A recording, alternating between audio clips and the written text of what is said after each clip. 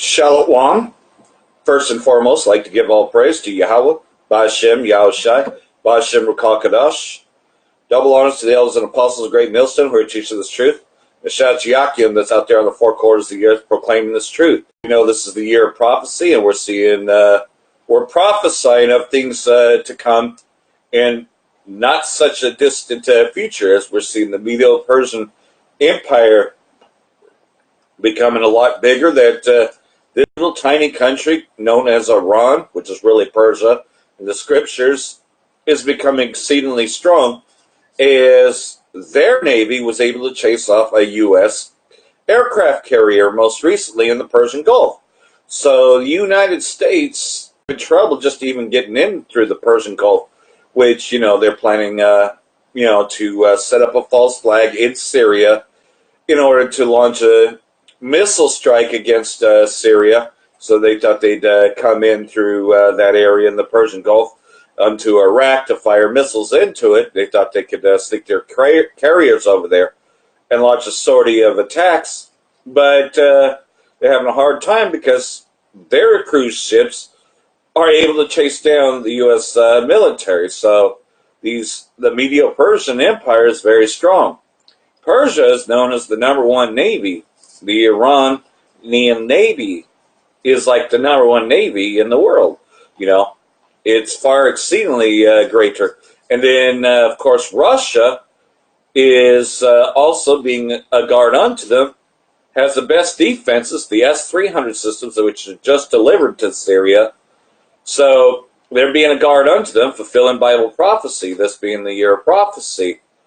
And so what's happening is Esau's passing more and more laws. You see it everywhere now. I mean, you're forced to see it. You go to Walmart and you see, oh, this is gender-neutral bathrooms, and you see the rainbow sign sometimes by it, or you go to a college campus and you see, oh, well, we believe in gender equality, so, and thus, those kind of things wear us up. But now pedophilia is considered the norm now, as well as everything else, and we just have to go along with it. But at the same time, though, as we're going out and prophesying against the system, calling out its wickedness, we're wearing out Esau at the same time that he's wearing us out.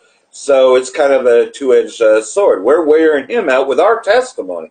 We're testifying that his kingdom's going down, and that's why these other nations are opting out. They're opting out of it, Just as many, Barack Obama, who a lot of people thought was their Lord and Savior, they looked unto Barack Obama because finally they have a black president, and he brought them Obamacare, and then they found out that that's not free health care. That's, in fact, you got to pay for that shit, and the premiums went up. And, most people had to opt out of Obamacare altogether because they couldn't afford it. Because it's unaffordable health care, even though they call it the Affordable Health Care Act. So everything that Esau does, and by the way, Barack Obama is a Hamite, not a Negro, but in fact a Hamite. So he's not an Israelite at all, But they're like, oh, we have our first black president, and everybody was like, Barack Obama, Stevie Wonder singing praises to him, And that's another thing about how much these people have sold out, But there was some that, have spoken against it. But this has been a dog and pony show. It doesn't matter whether it's Donald J. Trump or it's Barack Obama or it's George W. It's all one and the same. This American Babylonian system is falling. It's falling fast. People don't believe in it anymore, and they're looking to bypass that, to bypass unilateral actions, and actually to unilaterally, key word here, unilaterally trade with each other, and that's through the Medo-Persian Empire. The Medo-Persian Empire is, in fact, here today, because the modern-day Medes are better known as Magog. Russia and the Persian, well, you can see that now they are showing that they are quite operational. They're quite capable of defending Syria against the terrorist groups. That they have launched missile strikes, and of course, like everything else, Benjamin, not a Jew, is trying to falsify evidence, saying that they are building a nuclear weapon. And to be honest, they have old nuclear weapons anyways. All these places have nuclear weapons.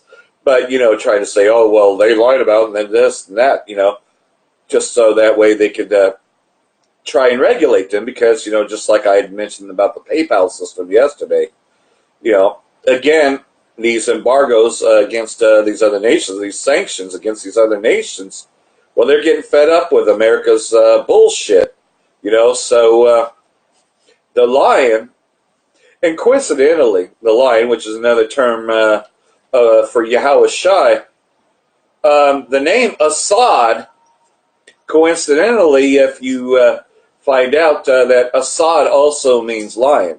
So isn't that interesting that the leader of Syria, Bashar al-Assad, that he literally is a lion, and yet at the same time, even though you'll listen to interviews with him, he's actually just like Putin in many ways. He's just calm, collective, and, very highly intelligent, and he just kind of says, like they were trying to catch him in something, because that's what Esau does.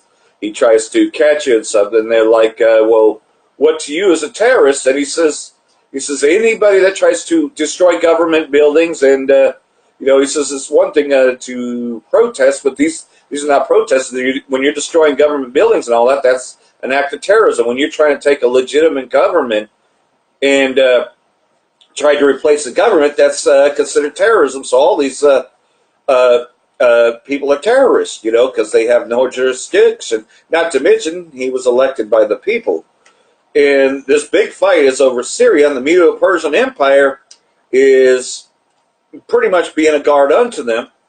And believe it or not, and then you got the flip side of it, Libya, which used to be with them, but now what has happened is the United States, the whore Babylon the Great, had taken down Libya. So the terrorist groups, they left Benghazi and went into Syria. And almost immediately after Muammar Gaddafi was taken out. So, we're seeing these fulfillments of prophecy over a period of time, but yet things are increasing, especially this year, because we're prophesying of these things to come. And eventually it leads to Damascus being destroyed by the whore, Babylon the Great, ultimately, which is going to cause a reaction, as well as the whore actually trying to make attacks against Persia, which obviously they can't even get their ships in there. So how are they going to launch a sortie into Iran? That's why I'm saying that their defense is so strong that they would have to. I don't even see how they're going to even get their Air Force in there with these S-300 systems. And believe it or not, Iraq has S-400s as well as Gomer, Turkey, which they're not an ally of the United States anymore. So any air attacks, going through Iraq does not want Gomer in there. They definitely don't want the United States in there. So the only way that they could ever even come close to even carrying out an attack would be in the Valley of Yehoshaphat, which coincidentally, that's Saudi Arabia. And you can see, though, that if you draw a diagonal there, that that's how they would launch their planes. And we all know that secretly the bases are there. The bases are there in Saudi Arabia. They've been there. That's how the United States has been going in through Iraq and Syria. And you're just seeing more and more WWE events and other things taking place in Saudi Arabia. But, of course, they're not letting the people know. Well, my dog very much... All right. Yes, she likes attention. So, well, I'm going to read out of Second Esdras. Yes, Allie, I'm live right now. I'm going to read out of Second Esdras, chapter 12, because it coincidentally, again, the lion, which we know the lion of the tribe of Judah, that's Yahweh Shai, and yet Second Esdras, chapter 12 mentions that. While the lion was saying these words to the eagle, and who's the eagle? That's the Edomites, because they pretty much, see, she just wanted a little bit of attention, and I'm going to give it to her. This is over with. But the eagle, we know that And even Edomites that call themselves Christians will always claim the eagle. Well, you know that America is the eagle in the Bible, so they're very proud of that. I looked and saw the two remaining head had disappeared. The two wings had gone over it, rose up, and set themselves up to reign, and their reign was brief and full of turmoil, or tumult, which, turmoil does come out of that, but tumult. When I looked again, they were already vanished, and the whole body of the eagle was burned, and the earth was exceedingly terrified. That is, in that hour when Babylon the Great is destroyed. They are terrified because of, the fact that they shall see the smoke of her burning. John the Revelator referred it to as the lake of fire.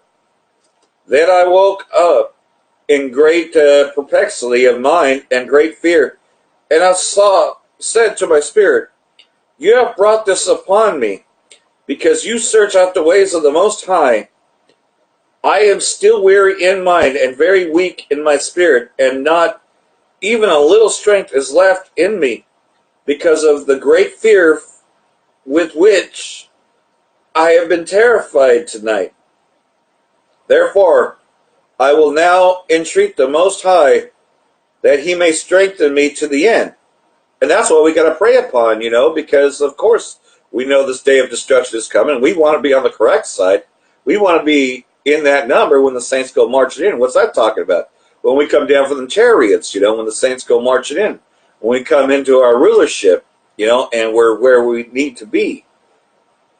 Then I said, O sovereign Lord, if I have found favor in your sight, and I have been accounted righteous before you beyond many others, and if my prayer has indeed come up before your face, strengthen me and show me, your servant, the interpretation and meaning of this terrifying vision. And, well, we now today have risen up, and we're declaring what this is. When this place is destroyed by thermonuclear fire. So we're seeing that vision. We are envisioning it, and then we're going to see it literally when we go up in the chariots. So that you may fully comfort my soul. And we take very great comfort in this word, knowing that, we have the understanding of these scriptures, because Esau has no understanding whatsoever. In fact, the Edomites don't even read out of these books. For you have judged me worthy to be shown the end of the times and the last events of the times. And we're seeing that now. This being the year of prophecy, we're seeing everything play out to that very end. He said to me, this is the interpretation of the vision that you have seen. The eagle that you saw coming up from the sea is the fourth kingdom that appeared in a vision to your brother Daniel. So, we know who this eagle is, because, like I said, the Edomites very much identify themselves, and what is the emblem of America? It's the bald eagle. So, very much so. But it was not explained to him as I now explain to you, or have explained it. The days are coming when a kingdom shall rise on earth, which is talking about America, and it shall be more terrifying than all the kingdoms that have been before it. It's the hammer whore. It's the hammer of the whole earth. Very, very terrifying. But now what's happening is we're at the very end of it. But when it first came up, man, all these countries, man, they just totally, it's worse than a pirate that comes up with a fleet of ships and says, surrender all your gold or be destroyed. They automatically surrender. And they just give up everything. Well, that's how America was.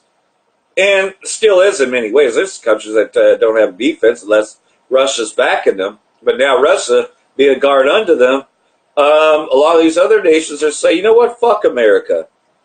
And 12 kings shall reign in it, one after another.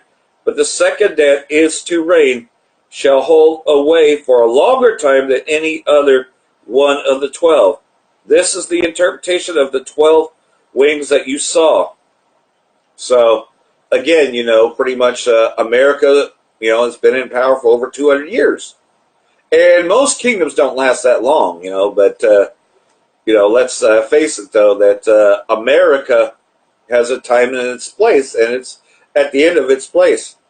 As for you hearing a voice that spoke coming not from the eagle's heads, but from the midst of its body, this is the interpretation. In the midst of the time of that kingdom, great struggles shall arise, which we're seeing that now, because they can't keep this dollar system, and it shall be in danger of falling, and we're seeing it fall, as you're seeing some of the things that made it great, such as Sears Holding Company, Toys R Us, a whole bunch of things that made it great, where people were buying and trading their goods. We're seeing it falling.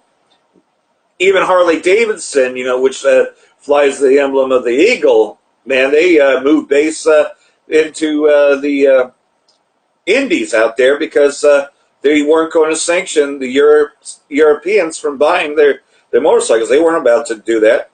Nevertheless, it shall not fall then, but shall regain its former power, as for you seeing 8 little wings clinging to its wings. This is the interpretation. 8 kings shall arise in it, whose time shall be short, and their years swift.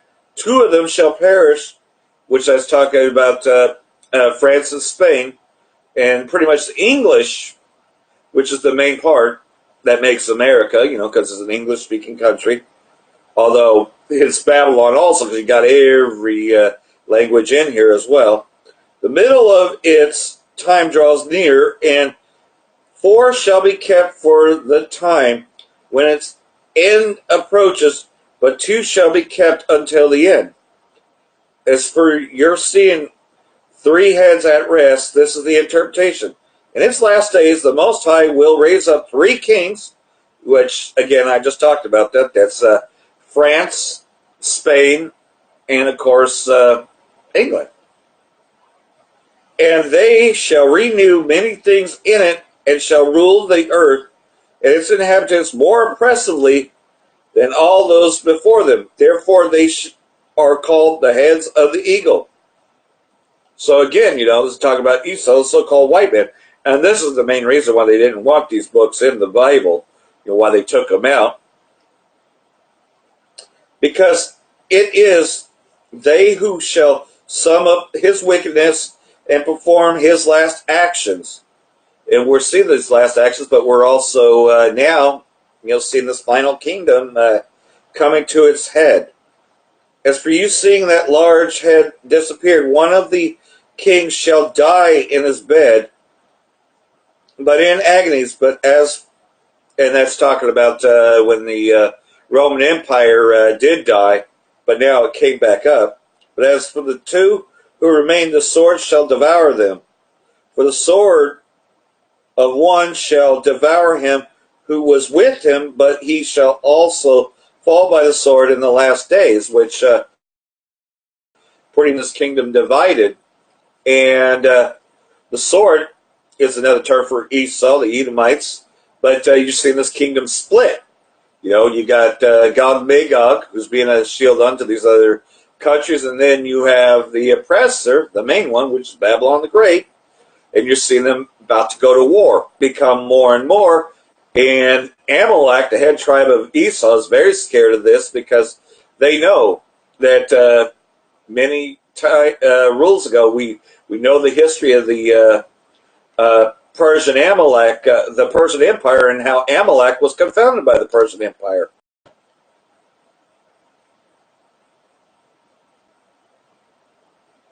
And as for the lion whom you saw rousing up out of the forest and roaring and speaking to the eagle and reproving him for his, now we're speaking as the lion, Judah, the lion of the tribe of Judah, Yahweh Shai speaking through us, the prophets, raising up his prophets first before he comes back. This is the Messiah, so key word, the Mashiach. This is Mashiach. Verse 32, 2 Ezra chapter 12, verse 32. Whom the Most High has kept until the end of days, who will arise from the offspring of David, which the tabernacle of David is being built up now. It will come and speak with them he will denounce them for their ungodliness, wearing them out by going out in the streets and prophesying against them. So as he seeks to wear us out, we're wearing him out. It will display before their impetuous dealings. For first he will bring them alive before his judgment seat, and when he has reproved them, then he will destroy them. But people, well, who's that talking about? Saints of the Most High. And the remnant of that are the elect. So he will save his elect. Those who have been saved throughout my borders, which means the entire world, and he will make them joyful until the end comes. And even though, a lot of these things do wear us out, but yet we have this joyfulness in our heart because there's nothing that Esau can do to us. We're seeing the fall of the kingdom. When we see things like this, so we're protected, and yet we're seeing these Edomites fall. Now there's a big, huge mosquito problem over there, and we just kind of kick back, it's like, well, Most High's taking care of us. I'm all right. The fire is kind of near, but I'm all right. But these Edomites, they're not okay. The day of the judgment of which I have spoke to you at the beginning. This is the dream that you saw, and this is its interpretation. And you alone were worthy to learn the secret of the Most High. So we were given the secrets of the Most High, the proper interpretation of this. For years, Christianity had blinded our sight. We were catfished with another image, which is not even the image of the Son of the Most High, but yet we were catfished with it. And these angels that we were catfished with don't even look like, because angels are going to be very large black men, if you will. But they're not really black, they're brown. There's really no such thing as black. There's shades of red and there's shades of brown. And so they're very, very powerful in our camps. We'll show you that. Therefore, write all these things that you have seen in a book, put it in a hidden place, and you shall teach them to the wise among your people, whose hearts are able to comprehend and keep these secrets. And again, the comprehension, which means those of us that can receive this, that are understanding this, which is a very small number amongst a great nation. Only 1/3 of us are actually getting this. But as for you, wait here 7 days more, so that you may be shown whatever it pleases the Most High to show you. Then he left me. And again, pretty much what's happening, though, is that 2/3 of our people, they just think about it, but most of the time you got to be Clark Kent with them because you are among them, and of course you are definitely among your enemy Esau. Definitely you do everything you can not to draw attention. We're definitely not marching down the streets, marching for equal rights, and we certainly aren't partaking in his holidays, which are coming up, which are really hell days. But most of all, though, prophesying this word before the famine comes, because the famine is coming quickly. As you can see it more and more, they're taking down videos, taking down channels.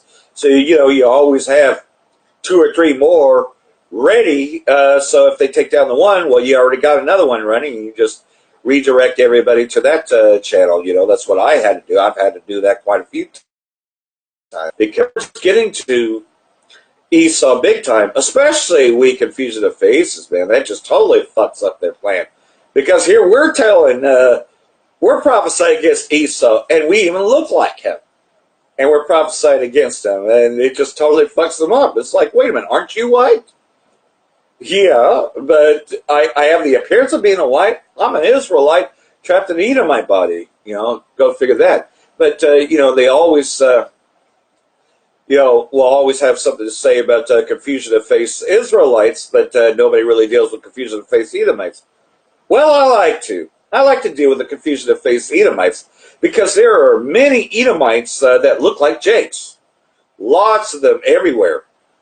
And you could tell that they have the spirit of an Edomite in them because of the things that they say. That it's one thing to be a bug out, to be at 2/3, but it's another to have the direct spirit of Esau, Edom. Just like we recently found out that Vocab Malone, when you research his name and all that he is one of those fake-ass Jews. He's an Ashkenazi Jew, but he hides behind Christianity, so you don't discover that part. Because if we did, which we're going to do our research and we're going to look it up anyways, Amalek, as compared to Judah, they're so puny. They hide behind everything, and they very scared. That's why they hang out. In lawyers' suits and all that, because they think that their suit and their tie, they can hide behind that. And they think that they have money buying power. And that's going to be funny because at the very last of the roundup, though, those Rothschild Rockefellers, and they know this. They know that they can't bribe their way out of that. But for the meantime, though, right now, they're causing all this. And eventually are going to pass the mark, which the mark is coming upon us really soon as the technology. Elon Musk has even newer things coming out for the RFID brain chip, which is really an RFMD, radio frequency medical device, which, I've already seen others get this because, those that have prosthetic legs or other things, there's a chip in them, but more so with brain chips, yeah, man, I could testify to my niece, ended up, before I could say anything, and I actually had a whole dream visual of that, but she ended up with an RFMD device because she made mention of this later. They convinced the mom, of course, that she needed a brain stem. And so what do you think comes with that brain stem? The chip. It's in prosthetic legs. It's in almost everything. Even these bastards, man, what they'll do, they'll even, just if you're going and getting feelings or whatever, they'll put radio frequency devices in there, because they're, really nano. They're really tiny little bit sizes, and they can do this. They even have RFID pills now, to tell whether somebody's taking their medicine or not. So, they have all this, and that's part of what's in the chemtrails, too. Believe it or not, our little radio frequency things keep an eye on everything, as if their drones weren't enough. If the lights weren't enough, yeah, they're dropping radio frequency things to detect signals, And that's why a lot of times your Wi-Fi will act all fucked up and shit, is because, of course, the things that they're dropping from planes, part of the chemtrails, are these radio frequency nano little tiny things. You can't even see them. But the technology has been here for a long time. Joe Biden, who was the vice president of Obama, before he was even that, when he was a senator, he said, can a microchip be placed in somebody? You will rule on that one day. Well, they had already passed the law in 60, which was in the Obamacare Act, H.R. 4872, which they reworded a few things, because originally H.R. 3200, I believe, and then it became H.R. 3540, I think. Those are older ones, but those were rewritten in such a way, but still ruling upon that, the radio frequency device is there, and to mentally prepare everybody, people have been putting chips into their pets, which is an abomination. Benefits of taking the chip, well, with showing very little opposition to it. And as they're doing that more and more, you're seeing tsunamis, you see earthquakes in diverse places, famines, pestilences. What's happening in Venezuela will eventually make its way over here. And Brazil, the truckers, man, they just stop. And they pretty much refuse to pay them high-ass gas prices. What do you think's going to happen over here, man? Bitch about the price of the Pop-Tarts are. What do you think you're going to do when the gas is like $7 or $8 a gallon, man? They're going to fucking flip out, man. There's going to be riots everywhere, which is their plan to begin with. So they can implant martial law, the force chip in people. And it's already happening to the Northern Kingdom and part of the Southern Kingdom. Levi is to be deported next year. I've seen that Haitians, which are Levi, is to be deported. And, they'll a lot of them will be forced microchipped also, so that way they can keep an eye on them. You don't think they're just going to just deport them and then that's the end of it. No, man, they're putting them in FEMA camps, and they're microchipping them because you don't have a choice when you're locked up. They're microchipping people. The news ain't going to tell you that, but we'll tell you that because we know what the sinister plan is behind the FEMA camps, to force everybody, to cause all, both small and great, rich and poor, free and bond, to receive a mark in the right hand or in the forehead that you can't buy, sell, or trade. Well, to confirm your identity, you have to have a chip placed in you. This is already happening. They're not going to talk about that on the mainstream, but we know. We know it's happening. They're being forced to comply with the Real ID Act, which will eventually be replaced by the RFID. It ain't just the people being deported. That eventually everyone's going to have to take it. And we're coming into that time a lot more quickly than what one realizes. So for that, I hope that this has been edifying, and just stay alert and keep prophesying against Mount Seir, as we are that lion coming up against the eagle, and we're confounding Esau as he seeks to wear us out. We're wearing him out. So in other words, just keep going hard, keep pushing. This being the year of prophecy, keep prophesying against Mount Seir. For that, I want to say, Barakah Yahweh, Barakah Yahweh Shai. In which Dabu 7, as well as Lisa Haven, said that this was going to happen. Today's the day, October 3rd. And sure enough, at 11 this morning, which is 2 p.m. Eastern Time, this test of the emergency wireless system happened. So we know that this is to later be followed up by future false flag, now that they got the system in test. So we know that they are going to do a false flag, and that will bring in the martial law, famine in the word, all the things that we've been prophesying will happen, as part of bringing in that microchip as a solution to the chaotic problems. Shalom. First and foremost, I'd like to give all praise to Yahweh, Ba'ashem Yahushai, Ba'ashem Rakal Kadash. Double honors to the elders and apostles of Great Millstone who are teaching this truth, and shout out to Yakin that's out there in the four quarters of the earth, proclaiming this truth. Barakah Yahweh, Ba'ashem Yahushai, Ba'ashem Rakal Kadash, Barakathum. So, anyhow, this is proof that this was going to happen, that they were going to do a presidential FEMA. FEMA was going to do a test of the emergency broadcast system. Sure enough, it came up on my phone, so I just wanted to show that. Either way, though, this is all in preparation for that ultimate false flag that's going to institute the martial law in the FEMA camps. This is only a test, but they're going to eventually use this system.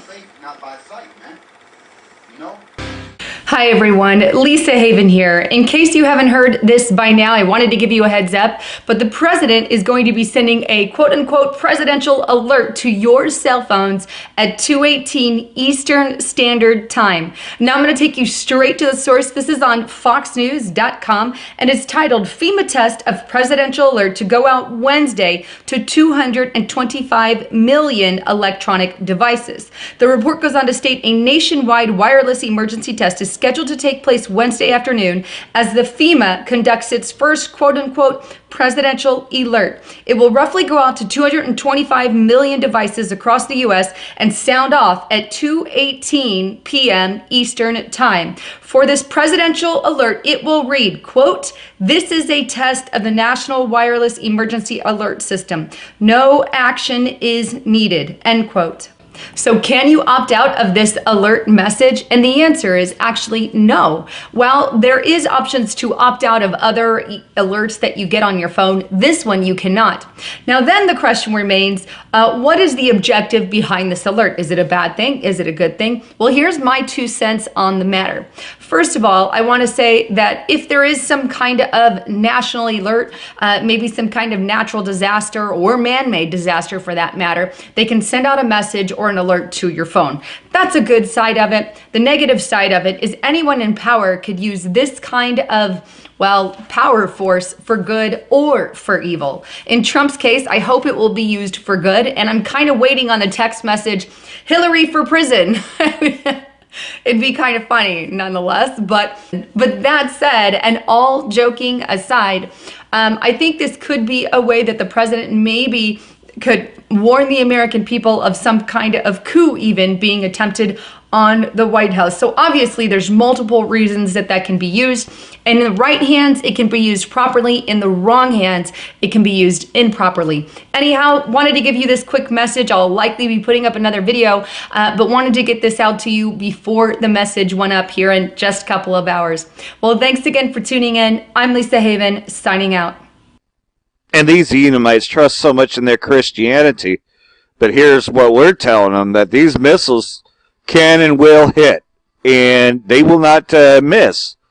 No, Esau shall not go unpunished.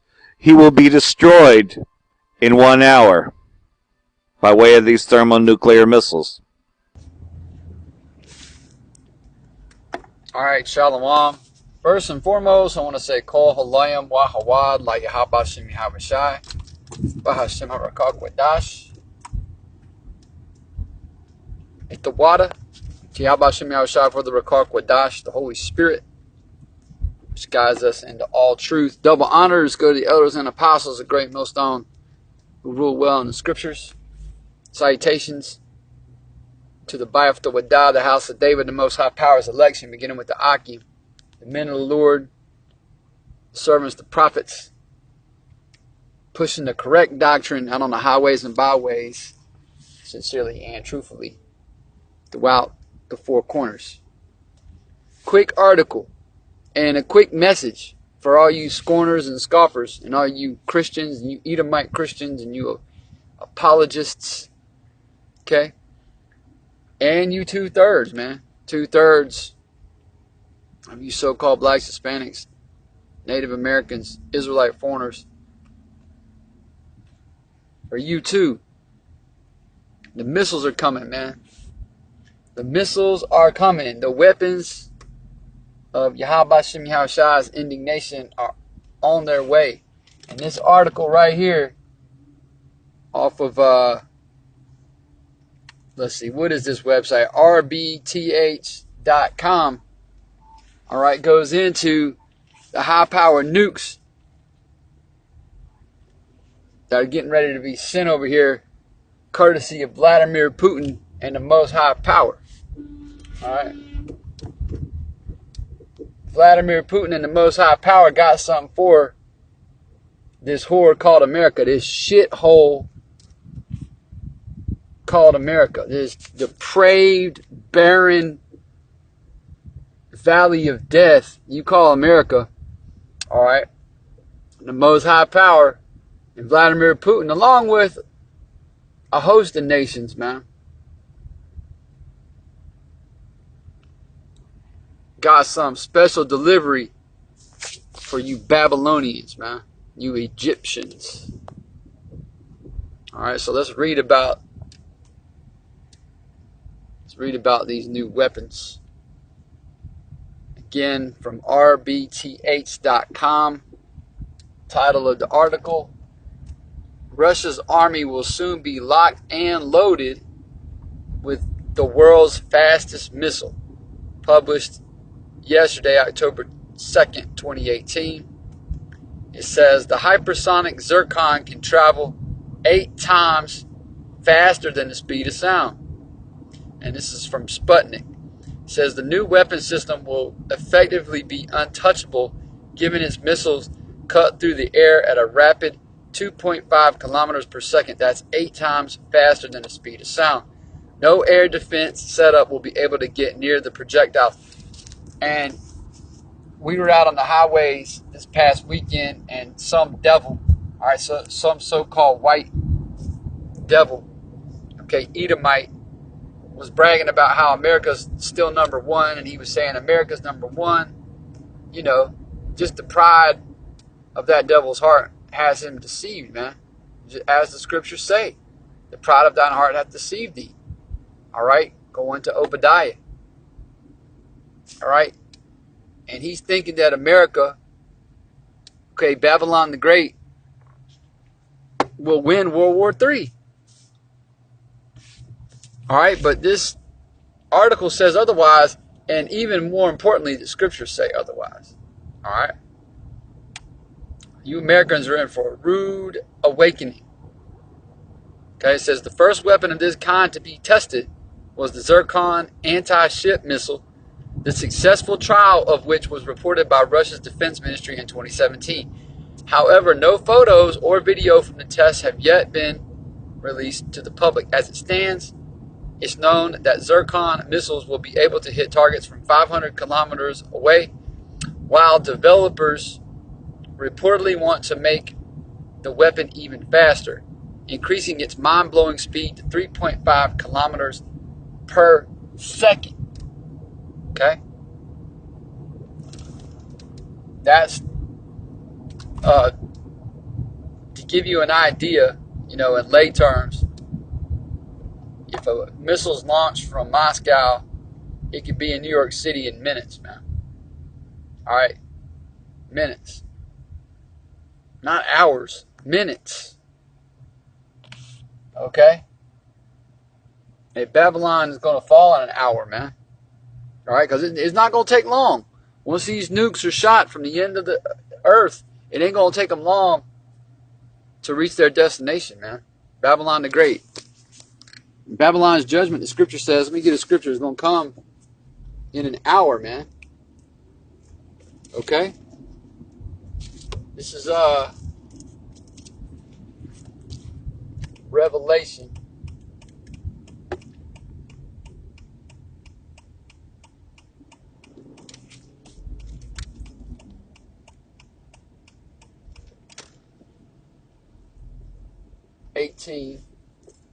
Salakia. Trying to get off the road here.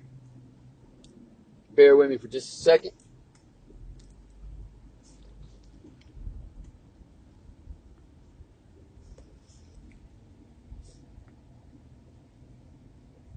This is Revelation 18.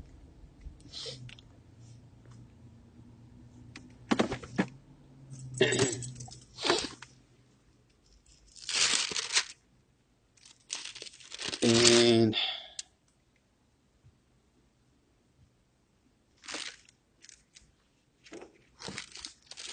let's see. Yeah. Revelation 18:10, standing afar off for the fear of her torment, saying, Alas, alas, that great city Babylon, that mighty city, is talking about America. For in 1 hour is thy judgment come. I'm going to skip down to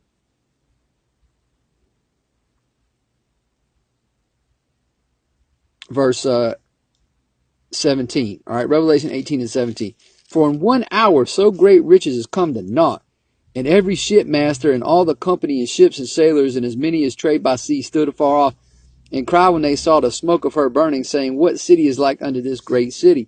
And they cast dust on their heads and cried, weeping and wailing, saying, Alas, alas, that great city, wherein were made rich all that had ships, like in the sea, by reason of her costliness. For in 1 hour is she made desolate. Okay? And that's gonna be party time, man, for the prophets. All right, it says, "Rejoice over her," verse 20, "thou heaven, and ye holy apostles and prophets, for the Most High Yahweh hath avenged you on her." All right, America's going down, man, and these missiles are coming, man. Zircon. All right, I'm gonna scroll down. Sarmat, TAS, or TAS, if I'm pronouncing that correctly. All right, these missiles. That's it. You get the point. I'm gonna put the link in the description box. All right, World War III. All right, is at the door. Okay, so if you're an Israelite, it's time for you to repent, man. Yahweh Shai said to repent. I'm just going to read it verbatim. Very simply in the book of Mark, the first chapter. He said to repent because the kingdom of heaven was at hand. And that was 2,000 years ago. How much more so is it now? All right. Mark 1:15. And saying, the time is fulfilled and the kingdom of the Most High Yahweh is at hand. Repent ye and believe the gospel. So you got to believe this truth, man. All right. You got to receive this wisdom, knowledge, and understanding. All right. As a child, you got to have childlike faith. You got to repent, man, and believe. All right. Believe, because, hey, read the title of the article. Russia's army will soon be locked and loaded with the world's fastest missile. This woe is coming quickly. All right. I don't want to write this out. You were edified with that. I want to say shalom. And as I was saying before, while Esau has been seeking to wear us out, we're wearing him out as well with the word. And this word of Yahweh Ba'ashem Yahushai is coming against him big time, because it's different with everything that he has taught. Shalom. Call hello Yahweh. Ba'ashem Yahushai. Ba'ashem Rakha HaKodash. Double honors to the apostles and elders at Great Millstone. And we also want to give peace and salutations to the elect, the house of David. All right. Hopefully you brothers are using this day to make your calling and election sure. Build yourself up in the grace and glory of Yahweh Ba'ashem Yahushai. All right, to the best of your ability, so that you can be found fruitful at the time of his second coming. All right. And I was looking at this video, which is further proof that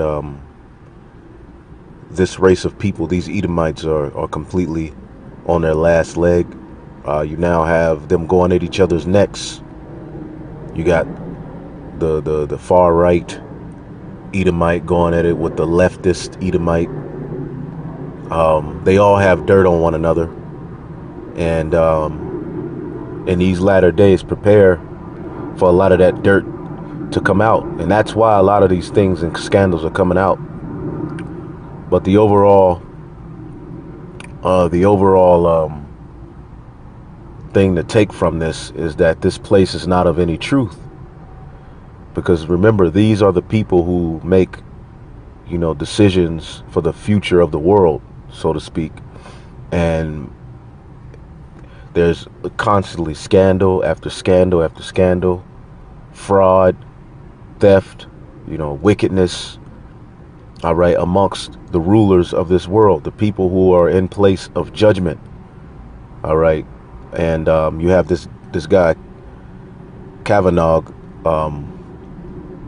an attorney who's about to be put in place of judgment and forwarding, law and all of these different things. And pretty much a case came out on him of rape. This chick said, and this is what these Edomites all do. All of these Edomites are into, rape. Even if this case is true, all of these Edomites get together and do wickedness, man. All right, sacrificing children, drinking blood, orgies, you name it. All right, that's the name of the game when you deal with, all right, the elite, all right, as well as the lower elite, all right, which are your governors, your presidents, your attorneys, your judges. They're all involved in this wicked ring of iniquity, and they're all going to be judged, and all of their dirt is going to come out. And you have these Edomites going at it. And, mind you, though we understand its judgment, Bill Cosby was just, sentenced to 3 to 8 years in his old age, and he's blind for, with no evidence, just women coming forth, left and right, and which I believe a lot of those were trannies. And who knows what the hell these people have going on. Go do me a favor. Look at those women. Look up those women that Bill Cosby that came out on him. Look up the majority of them, and they look like men. All right, but that's neither here nor there. This guy Kavanaugh, he has a case on him, in which this chick said that he raped her back in the day. And you have all of these excuses from these Edomites. The Lord is putting it out on the forefront, that this is a very unjust and unfair and wicked society towards you Israelites. And at what point will you see it? All right. At what point, all right, will you stop marching for this man to be fair? All right, now you got people protesting this guy. Jake's protesting this guy. All right, that he doesn't get elected. All right, but he's still going to get elected. And even if he doesn't, all right, 99.999, 100% of these Edomites who are in high position are completely wicked.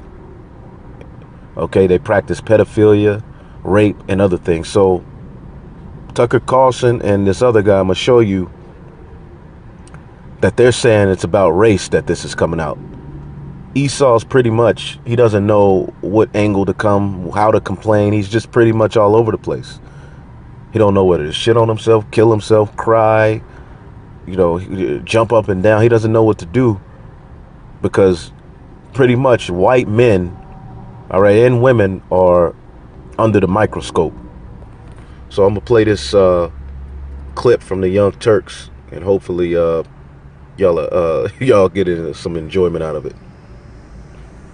Now, with that said, here's what Tucker Carlson had to say. He's talking to a guest about this whole situation. What the hell does race have to do with this case? It has nothing to do with it, Tucker, but I think there are a couple of things going on here. Number one, what we're seeing is a phenomenon that's been happening in America over the last few years, and it has become fashionable now to be beat up on white men and whites more generally because we have this culture of spoils where we are being told that you are entitled to certain things in society and certain jobs and certain places. Are you worried that if dumb people like David Gergen or all the rest at CNN keep up with the race hatred, that will actually encourage some kind of conflict? You've seen this in a lot of different countries. We really don't want it here. But could we get there if they don't stop? We have it, Tucker. The nerve of these Edomites, man. These Edomites are completely out of their mind. I mean, when I say out of their mind, completely removed from reality. They won't be fair. They don't feel any type of responsibility is on them. They don't think they should be called out for anything, nothing. But this right here is a war pretty much against, you have left older white men, condemning right-wing older white men. All right? But at the end of the day, Edomite men are under the microscope and being called out for their wickedness. You see? And they don't know how to take it. So they're just lashing out. Okay? They're just lashing out, and they're going to lash out seriously, all right, in due time. Oh my gosh. So on, Berkeley campus across the street where I'm, helping with litigation over there are, places where whites are not supposed to go. That is apartheid. It's apartheid on our college campuses. It's outrageous. But, at a higher level, stepping back from the cultural. We are seeing the curses flip back on Esau. At the end of the day, that's what's happening. They're infighting. They're being called out. They're being discriminated against. They're complaining. Welcome to the club, okay? Because you are now the nigger in the equation. You always were the nigger, all right? But now, pretty much, you are facing, all right, what the Lord said in the scriptures, man. And we always bring it out, but we'll bring it out again in Deuteronomy, the 30th chapter, okay? You're a byword and a proverb now, man. Deuteronomy 30:7. And the Lord thy God will put all these curses upon thine enemies and upon them that hate thee, which persecuted thee. All right. And when will this happen? Okay. Verse 1. It shall come to pass when all these things are come upon thee, the blessing and the curse which I have set before thee, that thou shalt call them to mind among the nations, whether the Lord thy God have driven thee, and thou shalt return to the Lord thy God and shall obey his voice according to all that I command thee. Okay, calling on his name, repenting, understanding that we are the reason we're in this position, understanding what the Lord requires of us, making our bodies a living sacrifice. Okay, us and our children, it says. Return unto the Lord thy God, and shall obey his voice according to all I have commanded thee, thou and thy children with all thine heart and all thy soul. And then the Lord thy God will turn thy captivity and have compassion on thee, and I will return and gather thee from all nations whither the Lord God have scattered thee. Okay? And that's what's on its way to happen. But while this is happening, okay, there will be a pretty much changing of places, trading places. Okay? And the main enemy this is happening to, all right, is the Edomites. All right, the Lord thy God is putting all these curses upon our enemy, all right, and upon them which hate thee and which persecuted thee. Okay, being called, being called out constantly being looked at as a problem and an issue. All right, that's coming back on these Edomites. Matter of fact, let me play this part from the beginning, and then I'll get the other part. It's another guy who came on complaining about it. Situation. What the hell does race have to do with this case? It has nothing to do with it, Tucker, but I mean, I think there are a couple of things going on here. Number one, what we're seeing is a phenomenon that's been happening in America over the last few years, and it has become fashionable now to be beat up on white men and whites more generally because we have this culture of spoils where we are being told that you are entitled to certain things in society and certain jobs and certain places. Are you worried that if dumb people like David Gergen or all the rest at CNN keep up with the race hatred, that will actually encourage some kind of conflict? You've seen this in a lot of different countries. We really don't want it here. But could we get there if they don't stop? We have it, Tucker. It's too late. Oh my gosh! So on, Berkeley campus across the street where I'm, helping with litigation over there. There are, places where whites are not supposed to go. I mean, that is apartheid. It's apartheid on our college campuses. It's outrageous. But at a higher level, stepping back from the cultural disintegration of this phenomenon, the Democrats are seizing on any kind of club that they have handy. So if you got a white man in front of you, let's beat up on him for being a white man. If it's Ben Carson, maybe it call him works. Uncle Tom. You're right. I mean, maybe it works short term, but it seems like the long-term cost is potentially just way more than we'd ever want. Very corrosive. Let me just. And these Edomites don't think that they're worthy of being called out. Here it is. Everybody's worthy of being called out. But when you call them out, now you're pulling the race card, bro. Yeah. The same thing, when we complain about what happened to us, we're told to shut the hell up and get over it. So what we have to say to you Edomites is get over it.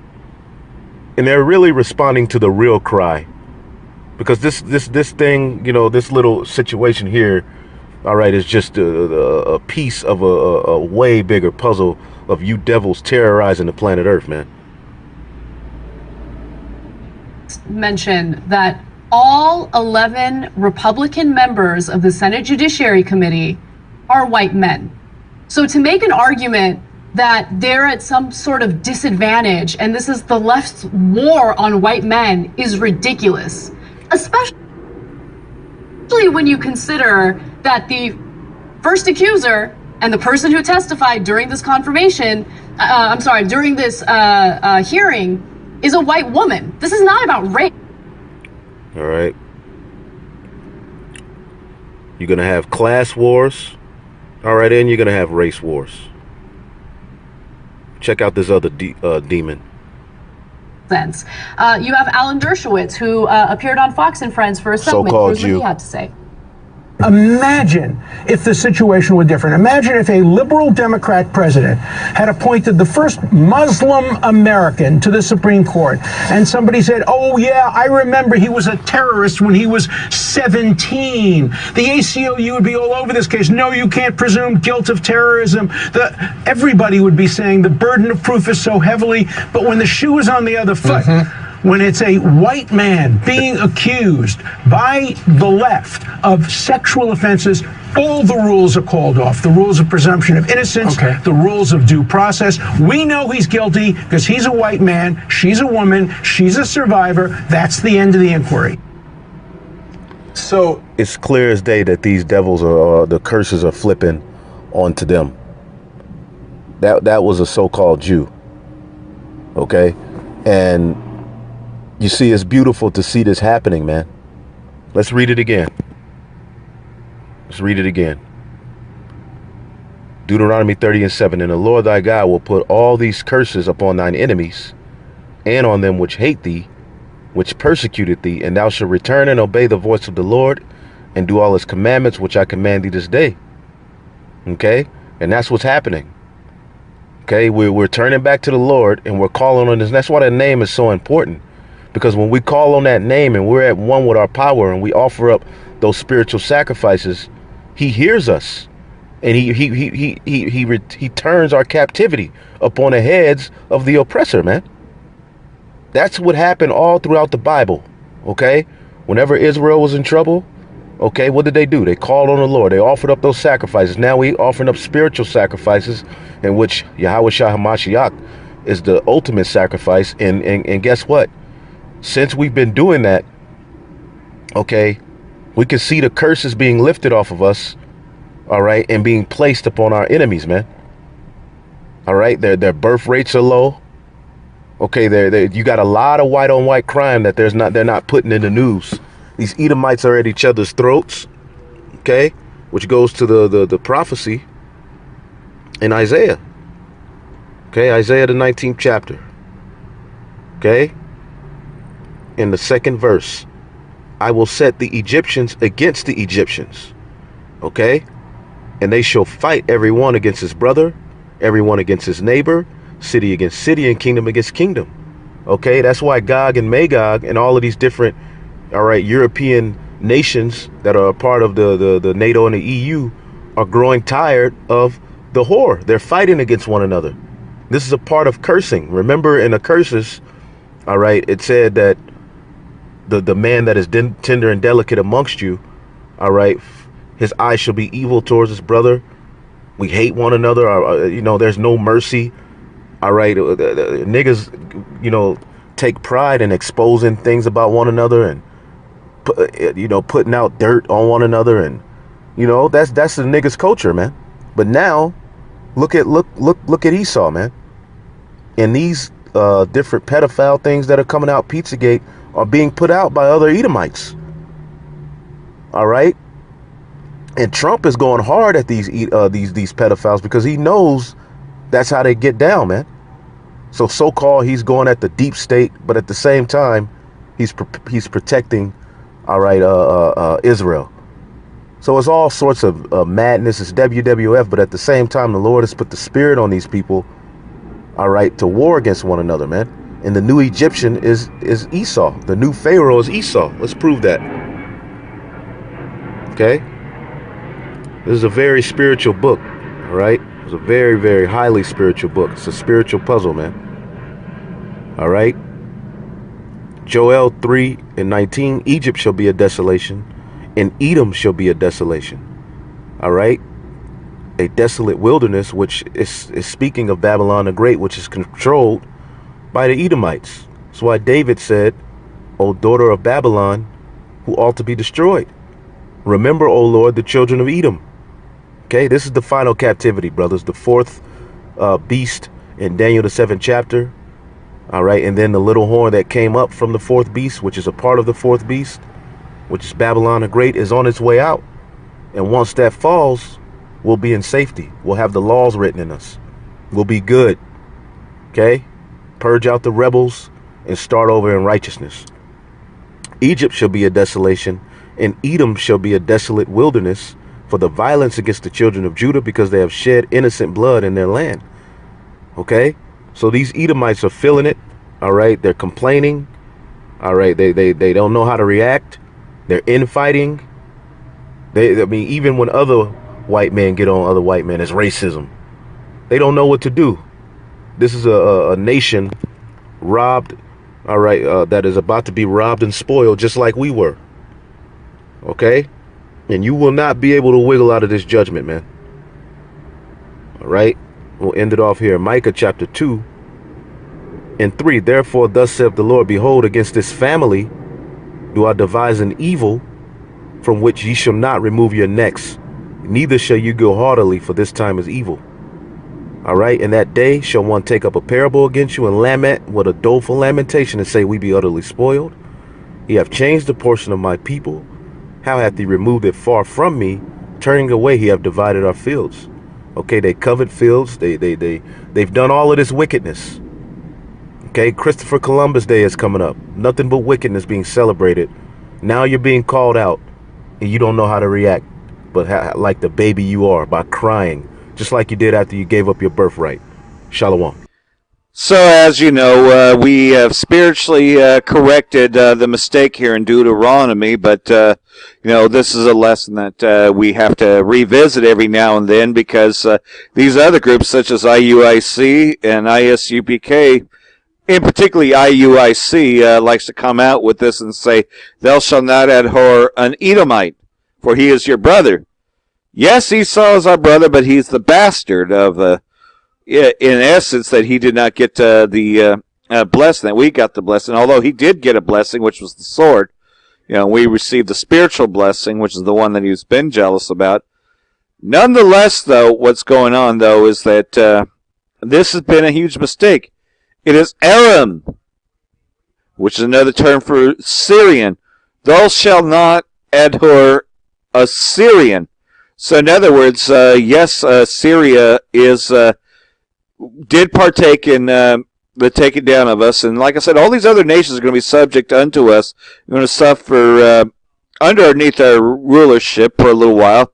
But at the same time, though, we're not to abhor an Egyptian, because we are a brother in his land. And thou shalt not abhor a Syrian. To clear this up, we are, however, to eradicate Amalek. And Amalek is a head tribe of the Edomites, so we are to abhor Edomites. Shalom. All praises go to the Most High Yahweh, Ba'asham Yahweh Shai, Wahab Kadash. Double honors unto the elder apostles and great millstone for the teachings of the scriptures, among other things. Shalom to the sincere Akim across the world. Right. Now, I just did a video, and I kind of stopped it around here. The video before this one, which is, what did I title it? I probably didn't even title. I'm gonna title. Oh yeah, I titled it. It was the title was Jacob was called a Syrian. Wait, sorry, let me double check it. Yeah, Jacob was called a Syrian along with his mother and his uncle Laban, along with Rebecca and his uncle Laban. That is the title. Yeah. So I stopped it because I thought, like, okay, that video is going to take too long. So I'm making another video, which is going to go into that. Now we understand, well, I understand why it is said here. I can better explain it also now. Why it is said here that, well, let me get into it, and then I can explain, because yeah, Deuteronomy chapter 23 verse 7. Thou shalt not abhor an Edomite, for he is thy brother. Thou shalt not abhor an Egyptian, because thou was a stranger in his land. Now the word abhor, it doesn't mean that you cannot, it doesn't mean hatred. It actually means this.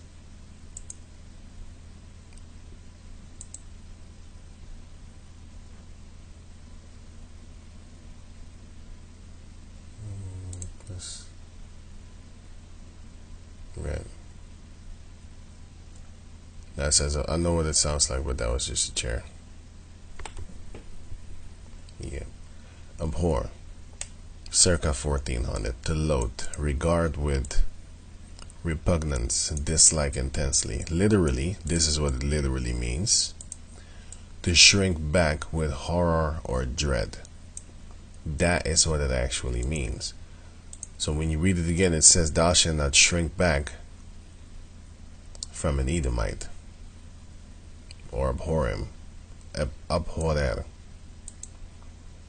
Right, now it says here, from the Latin, it says to shrink back with horror or dread.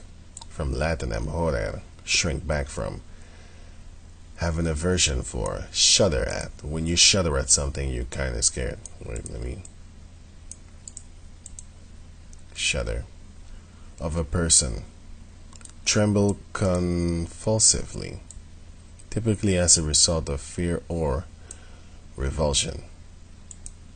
Right. Shudder at. From ab, meaning off or away from. Siab, right? Plus horer, meaning to tremble at. Shudder, literally to bristle, be shaggy. And to bristle is also being kind of afraid or shunning it.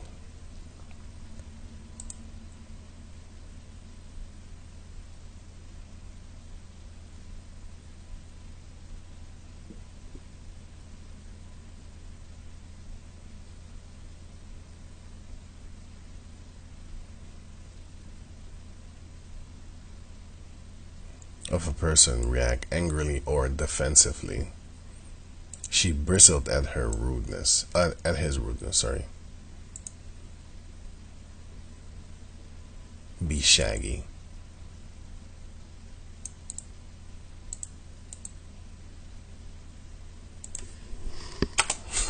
And then he pops up. Yeah, shaggy.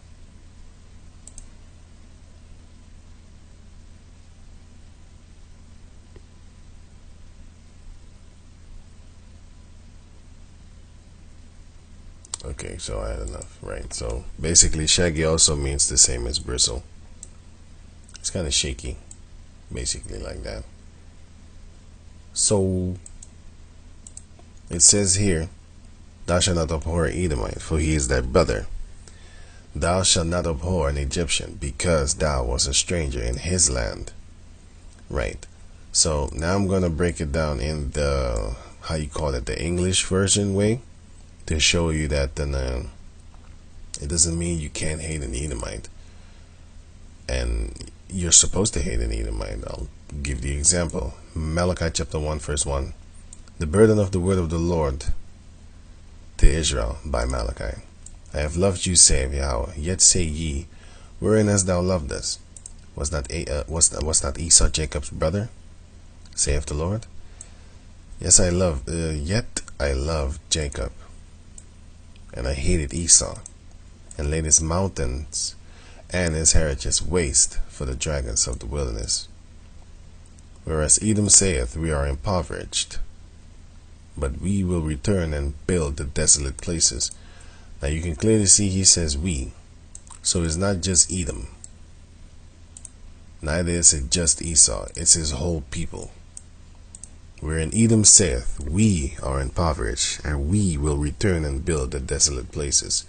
Thus saith Yahweh, the Lord of hosts, the power of hosts. They shall build, but I, Yahweh, will throw down. And they, the Edomite, and they, the other people of the world, and they shall call them is the Edomites, the border of wickedness. So everybody is going to call the Edomites the border of wickedness. Eventually. It's already beginning right now. And the people again, the people, not just one person, the whole nation of Edom, the people against whom the Lord Yahweh had indignation forever. So the Heavenly Father had indignation against these people, right? Against these Edomites. Romans chapter 9 verse 13. As it is written, Jacob have I loved, but Esau have I hated. Matthew 5 and 48. Be ye therefore perfect, even as your Father which is in heaven is perfect. So it says, be ye perfect, even as your Father which is in heaven is perfect. So if the Father says, Romans chapter 9 verse 13, as it is written, Jacob have I loved, but Esau have I hated. Verse 10, Romans 9 and 13. As it is written, Jacob have I loved, but Esau have I hated. What shall we say then? Is there unrighteousness with the Heavenly Father? God forbid. For he saith to Moses, I will have mercy on whom I will have mercy, and I will have compassion on whom I will have compassion. So it is not of him that willeth, or of him that runneth. You're not running the show. But of Yahweh that showeth mercy. So if he wants to hate you, he hates you. Verse 11. For the children being not yet born, neither having done any good or evil, that the purpose of Yahweh according to election might stand, not of works, but of him that calleth. The Heavenly Father is the shot caller. He calls the shots. So if it is written that that the Heavenly Father hates Esau, and he hates them forever, the people against whom the Lord had indignation forever, and Yahweh said in the book of Matthew, be ye perfect, therefore, be ye therefore perfect, even as your Father which is in heaven is perfect. So if he's perfect, and you need to be perfect as the Father is perfect, ain't you supposed to hate Edomites? So that's that breakdown. But now, if you go up in the Hebrew, it doesn't even say Edomite. It says Assyrian. It says sorry, not Assyrian. It says Syrian. Now, if you watch the video that I did before this, you will understand why it says not to abhor Assyrian, because we was making children with these Syrian, with the people. No, sorry, let me say it good. With the people that live in Syria, but they also came from Shem and Arphaxad. Wait a minute, I always butcher that name. Arphaxad. Where was I? Oh, sorry. No, I was here. What? Oh, yeah. Yeah. So when now this is it. Now here is Deuteronomy chapter 23 verse 7, right? Now I downloaded this. It's an app, but you can download it. On iPhone, it's called the eSword. Sounds like Esau. Right. And on the Android, it's called My Sword Bible, which is literal sword. This is your sword, right? So you can download this one for your PC, which I did, and if you got an iPhone, you can download it on your iPhone, and then you will get this one, right? And then you have the other one called My Sword Bible, which is basically the same thing, but then Android version, right? And then you need to be clicking on this. First you go here to Deuteronomy, and you scroll down to chapter 23, and then here, and then you click on this one for the plus, which is with the Strongs. And then I'm gonna read this: Deuteronomy 23 and 7. Thou shalt not abhor an Edomite, for he is thy brother. Thou shalt not abhor an Egyptian, because thou wast a stranger in his land. Now the reason it says that the Edomites are brethren is because it's not the word Edom that is here, right? Now, as you can see here, it says age 130, right? And then you go here, and then you click on 130, and then this will come, right?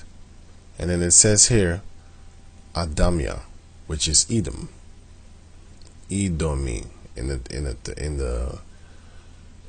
this let me show you here, right here.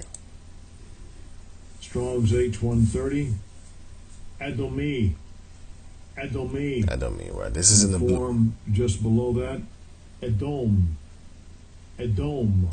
which is Edom, right? Now it says here, Adamia, which is the right way to pronounce the Paleo Hebrew. This is some kind of Yiddish or an the modern day pronunciation, the Assyrian Hebrew,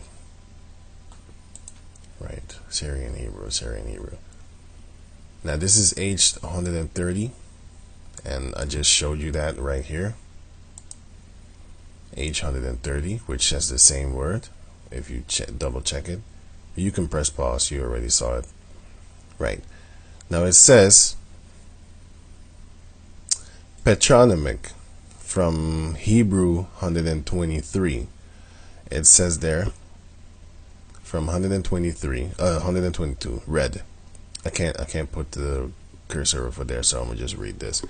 See Genesis 25 and 25. Edom, the elder twin brother of Jacob, hence the region Idumea, occupied by him / Edom, Edomites, Idumea, which are the same thing. Total KJV occurrences 100 times. Strong Hebrew and Greek dictionary. Right. Now it says 123. An Edomite, or descendant from or inhabitant of Edom. Edomite. See Hebrew 726. Right. Now if you check 726, Hebrew 726, it says there, it reads Arawamya. Arawamya.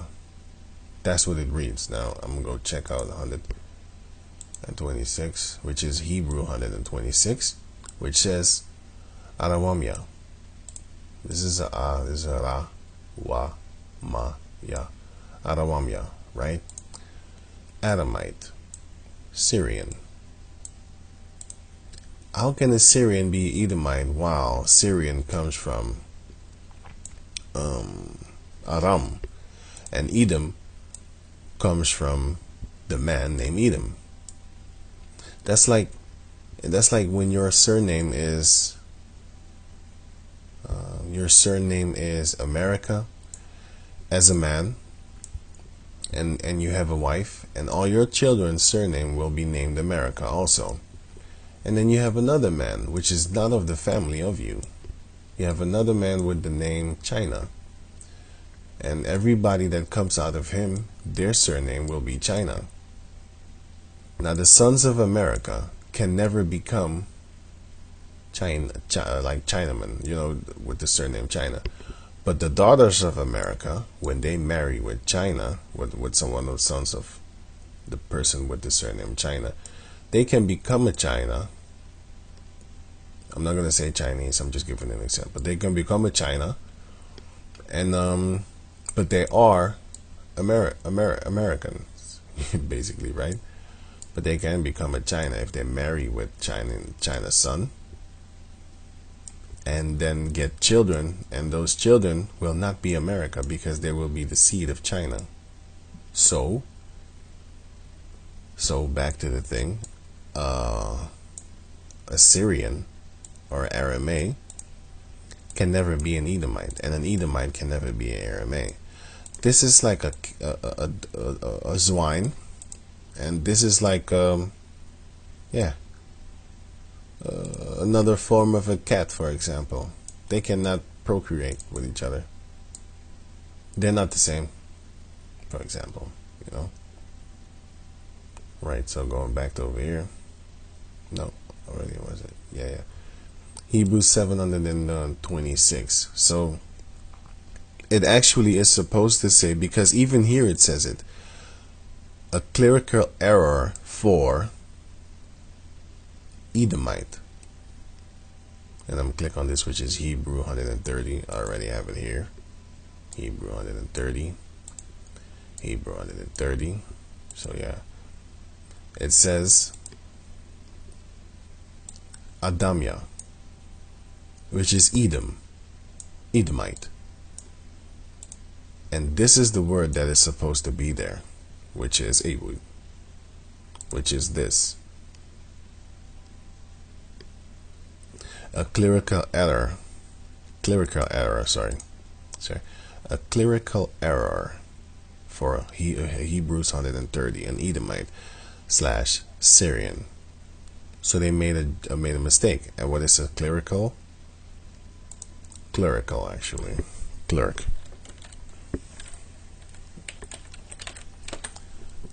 error. Clerical.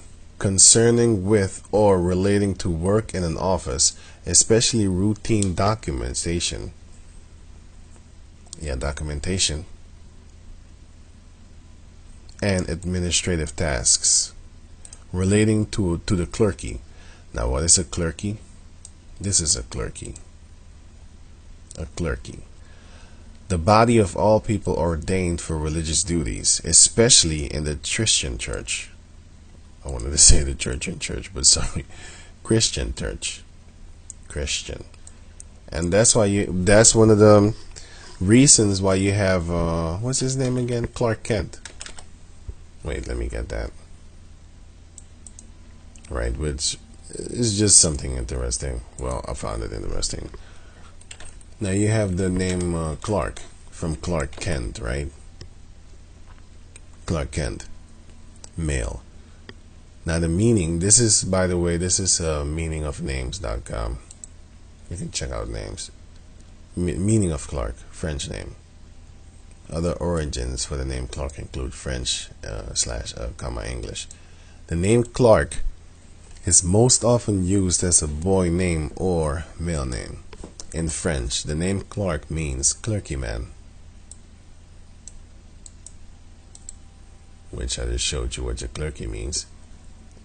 And then you have the name Kent.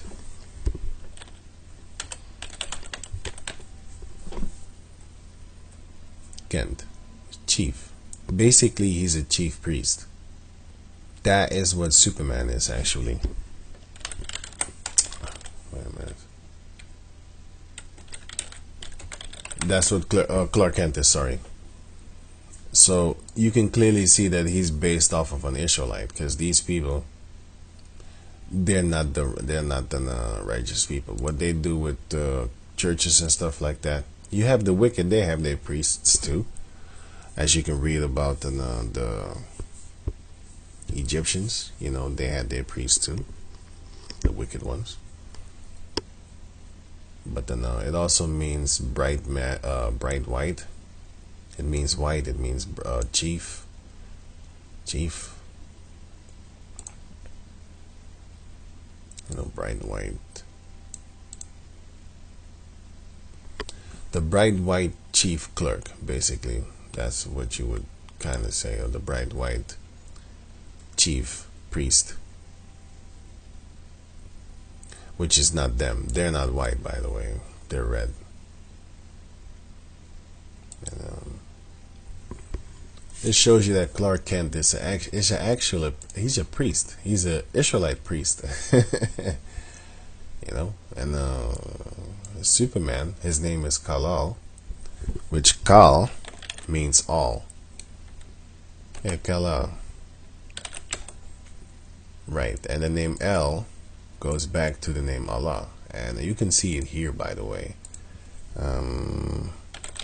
God,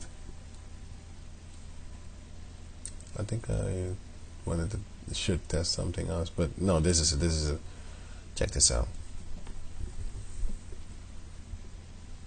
Now it says here Allah Hayam, but instead of Allah, they type in El. So the L with where did I put it? Here? Right. So the L is actually spelled Allah,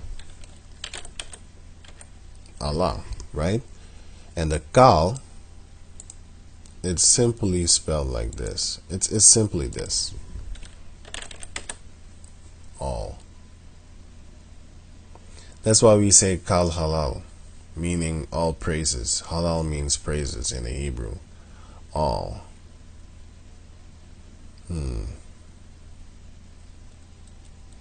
How can I get the individual word all?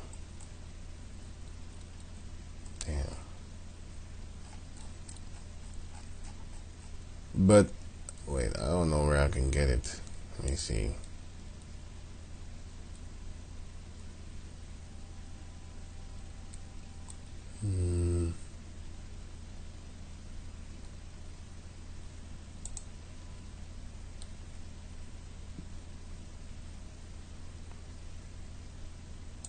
I don't think this is it, but I'll try.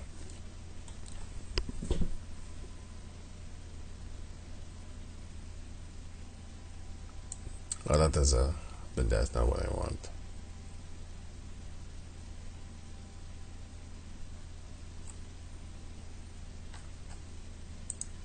Maybe if I use translate.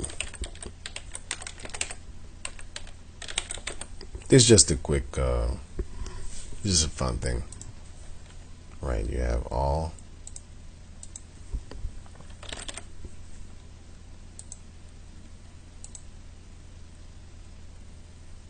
Kal. It says Kal right there. Kal. Now it says Atha Kal. Kal. This is what I want. Kal. It says all. So when you put this together, it says Kal. Allah. Sorry. Well, Kal El, but Kal Allah. Actually, you're saying all power. All God. That's what you're saying when you're saying the name Kal El. But you're saying it in their way. It's just like how you have Goliath and David. How did Goliath and David communicate with each other when Goliath was a Hamite? And he was a Philistine, if I'm correct, right? Was Goliath? Yeah, Goliath was a Philistine, which was a Canaanite, if I'm correct. You can correct me on that. It was either a Canaanite or he was a Canaanite, if I'm correct. Right, but the point is this. He was a Hamite and David was a Hebrew Israelite. So how did David communicate with Goliath? They must have had the same language. Yeah, it's much like this. You have the English from England, and then you have the English from America, and then you have the English from Jamaica, and then you have the English from Australia, and then you have the English from Guyana. They're all English. And then you have the English from Ireland. And then you have the English from South America. Oh, so not South America. I mean, south of North America. You know, the Texas and West or whatnot. And places like that, where they have these thick accents and stuff like that. So they're all speaking English, but they can communicate with each other. But for example, you have a fag.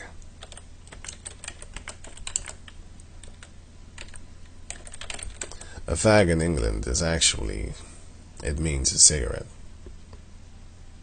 Where can I get that? Yeah, I can read it here, but I want to have another dictionary.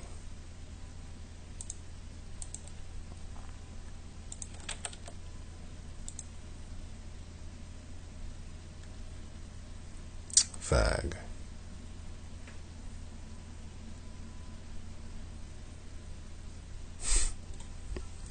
A student at a boarding school is required to perform menial tasks for a student in a higher grade. That's a fact. In England. Also, chiefly British. Fag. Fag. Yep. Another one, fag, is a cigarette. Something that you smoke. And the third one is used as a what? Disparaging term for a sodomite. Yeah, but that's not what they say, because in England they say let's burn a fag. That's not talking about burning a sodomite. That's burning a cigarette. And as you can see also here, it's a student, of a lower, a lower so-called rank or a lower grade. Right, so basically that's how they talk to each other, because they could understand each other. Nor you wouldn't even have the conversation where Goliath came and then he says, "Would one of you, could fight me?" Or else nobody would understand him. It's just an accent thing. And just like you have this, for example, Phoenician language, which goes back to Canaanite language actually. It's the Canaanites. You have the Phoenician alphabet. Now here you have the Hebrew alphabet. Wait, let me check it good. Yes, this is the, this is supposed to be a Z though. Wait, let me get this. And then you have the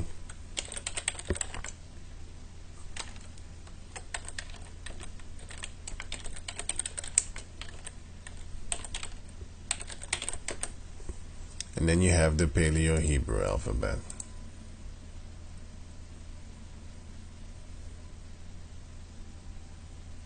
This one. Right, it looks similar to the, let me try and get it. It looks similar to the Phoenician Hebrew actually. Sorry, the Phoenician alphabet.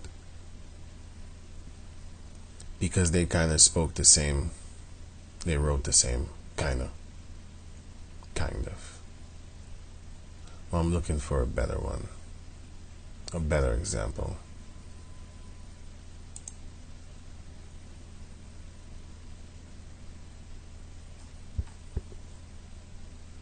Okay, the last one, Phoenician versus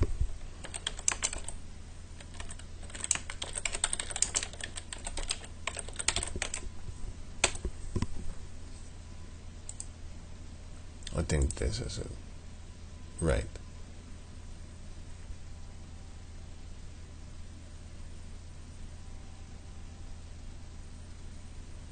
Man, it's very small.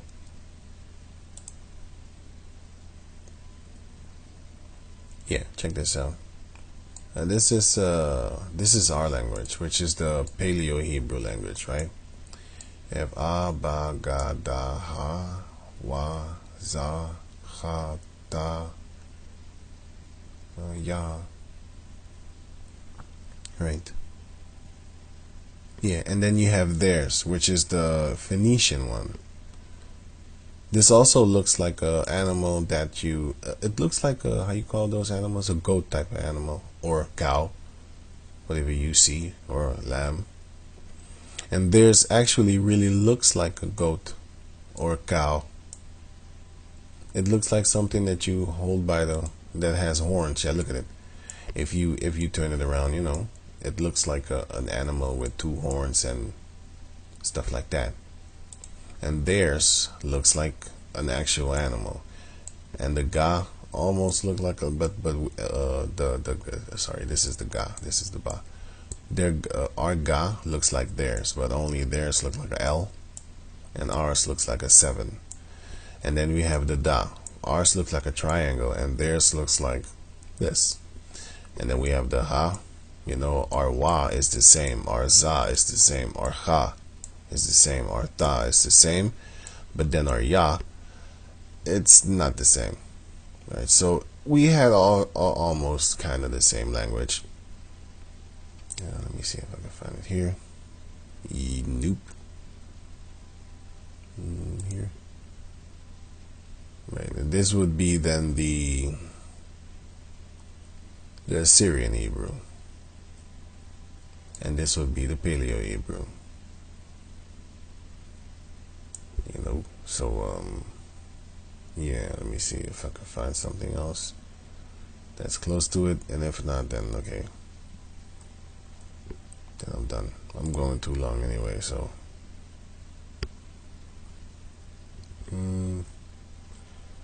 yeah, basically you could check and how you call that thing, compare for yourself.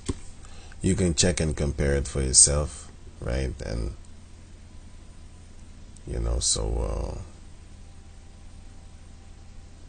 yeah, it's like, yeah, I'm really looking if I can find it.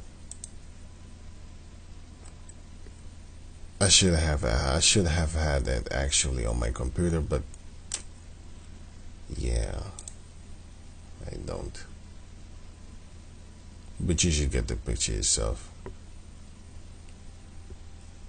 You know, our languages look alike, but they're not the same. But yeah, so with that, I'm gonna say shalom.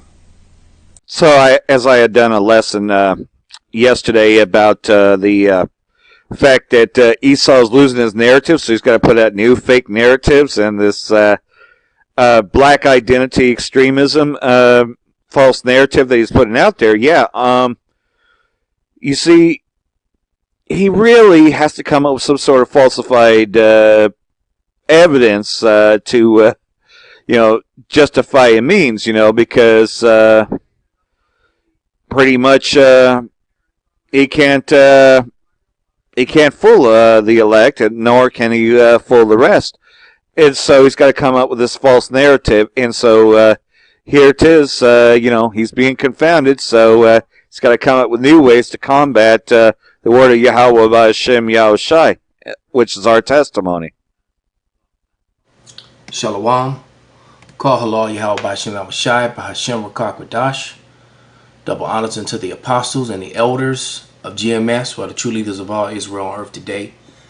Salutations to all the Akim that are doing this work in truth and sincerity, risking their lives and their freedom to do so, pushing this word of truth, to the confusion of faith that are joined into our ranks, to the Akwaf that are listening and learning. It's your brother Malcolm from the branch of GMS here in Chicago. And first and foremost, a disclaimer. We do not identify with anything black. All right? That is a false narrative that has been placed upon us. We do not identify with that. We do not call ourselves that. What we do identify with is being the real Hebrew Israelites that are spoken of and written about in the Bible. And the history in the Bible says so. The relics, the frescoes, the history, and the scripture themselves prove that to be so. All right? This isn't a slandering of us. All right? Because truth be said, there's no such thing as a black person. That's a made-up concept.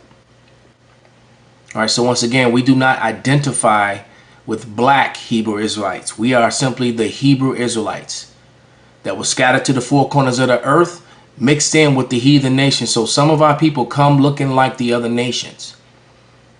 The Hebrew Israelites primarily make up the so-called Negroes, so-called Latinos, and so-called Native Americans, and those of us who are scattered abroad. And this truth is why the so-called white man, who is Esau Edom, is so hell-bent on fabricating lies and stories. Okay, the name of this video is Bass. She's I believe her name is Sarah Bass, representative. She's a congresswoman, a Judite woman, who questioned the FBI on the Black Identity Report and its authenticity, whether it be true or not. And then she asked, why are there no reports on these for the white identity extremists, who there is evidence that they have and still do fabricate violence against law enforcement, but they're basing this against so-called black identity extremists, saying that it's all based upon what they might do, when you actually have Edomites who have. And she's asking, where's the evidence of these studies and where and when and where has any of these things taken place? So with that, let's get a quick scripture. Actually, a couple scriptures, and then we're just going to let this video play and let you see the evidence and how much of a liar the Esau Edom, the so-called white man, is. Okay. This is Hosea 1:10. It says, yet the number of the children of Israel shall be as the sand of the sea, which cannot be measured nor numbered. And it shall come to pass that in a place where it was said unto them, ye are not my people, there it shall be said unto them, ye are the sons of the living power. And one of the reasons we can't be numbered is because we got scattered to the four corners of the earth and we're mixed in with the other nations. So some of us are going to come looking like the heathen nations that are written in the book of Genesis. We got scattered among them. Verse 10. Verse 11. Then shall the children of Judah and the children of Israel be gathered together and appoint themselves one head, and they shall come up out of the land, for great shall be the day of Jezreel. And this is what Esau Edom fears. The northern and the southern kingdom getting back together, because there are plenty of so-called Spanish, Latino camps and Latino brothers, native brothers in GMS and in Israel, among the other camps that are out there pushing this word as well. But they're not identifying them because they're trying to use this false word black, which no one's skin color is black. All right?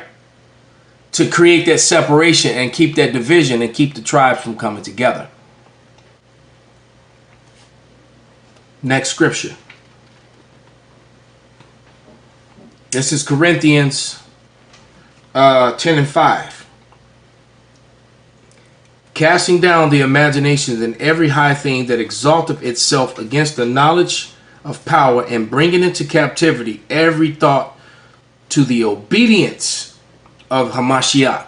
That's what we do. That is our mission. Anything that comes against the truth that's in the Bible, which the FBI is, and Esau in general, we're going to come against it. So we're putting a disclaimer out there about the truth. Esau Edom is going to do what he's going to do anyway. But this is what's going to condemn him. All right? Because he's getting sloppy with his lies. He's not even hiding them anymore. All right? He just creates, he'll just create laws and create documents and then just run with it.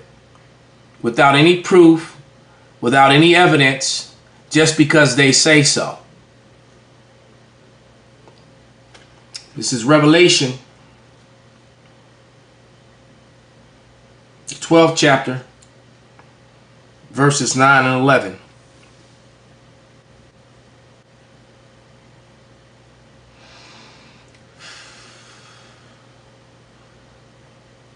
And it reads, "And the great dragon was cast out, that old serpent called the devil and Satan, which deceiveth the whole world.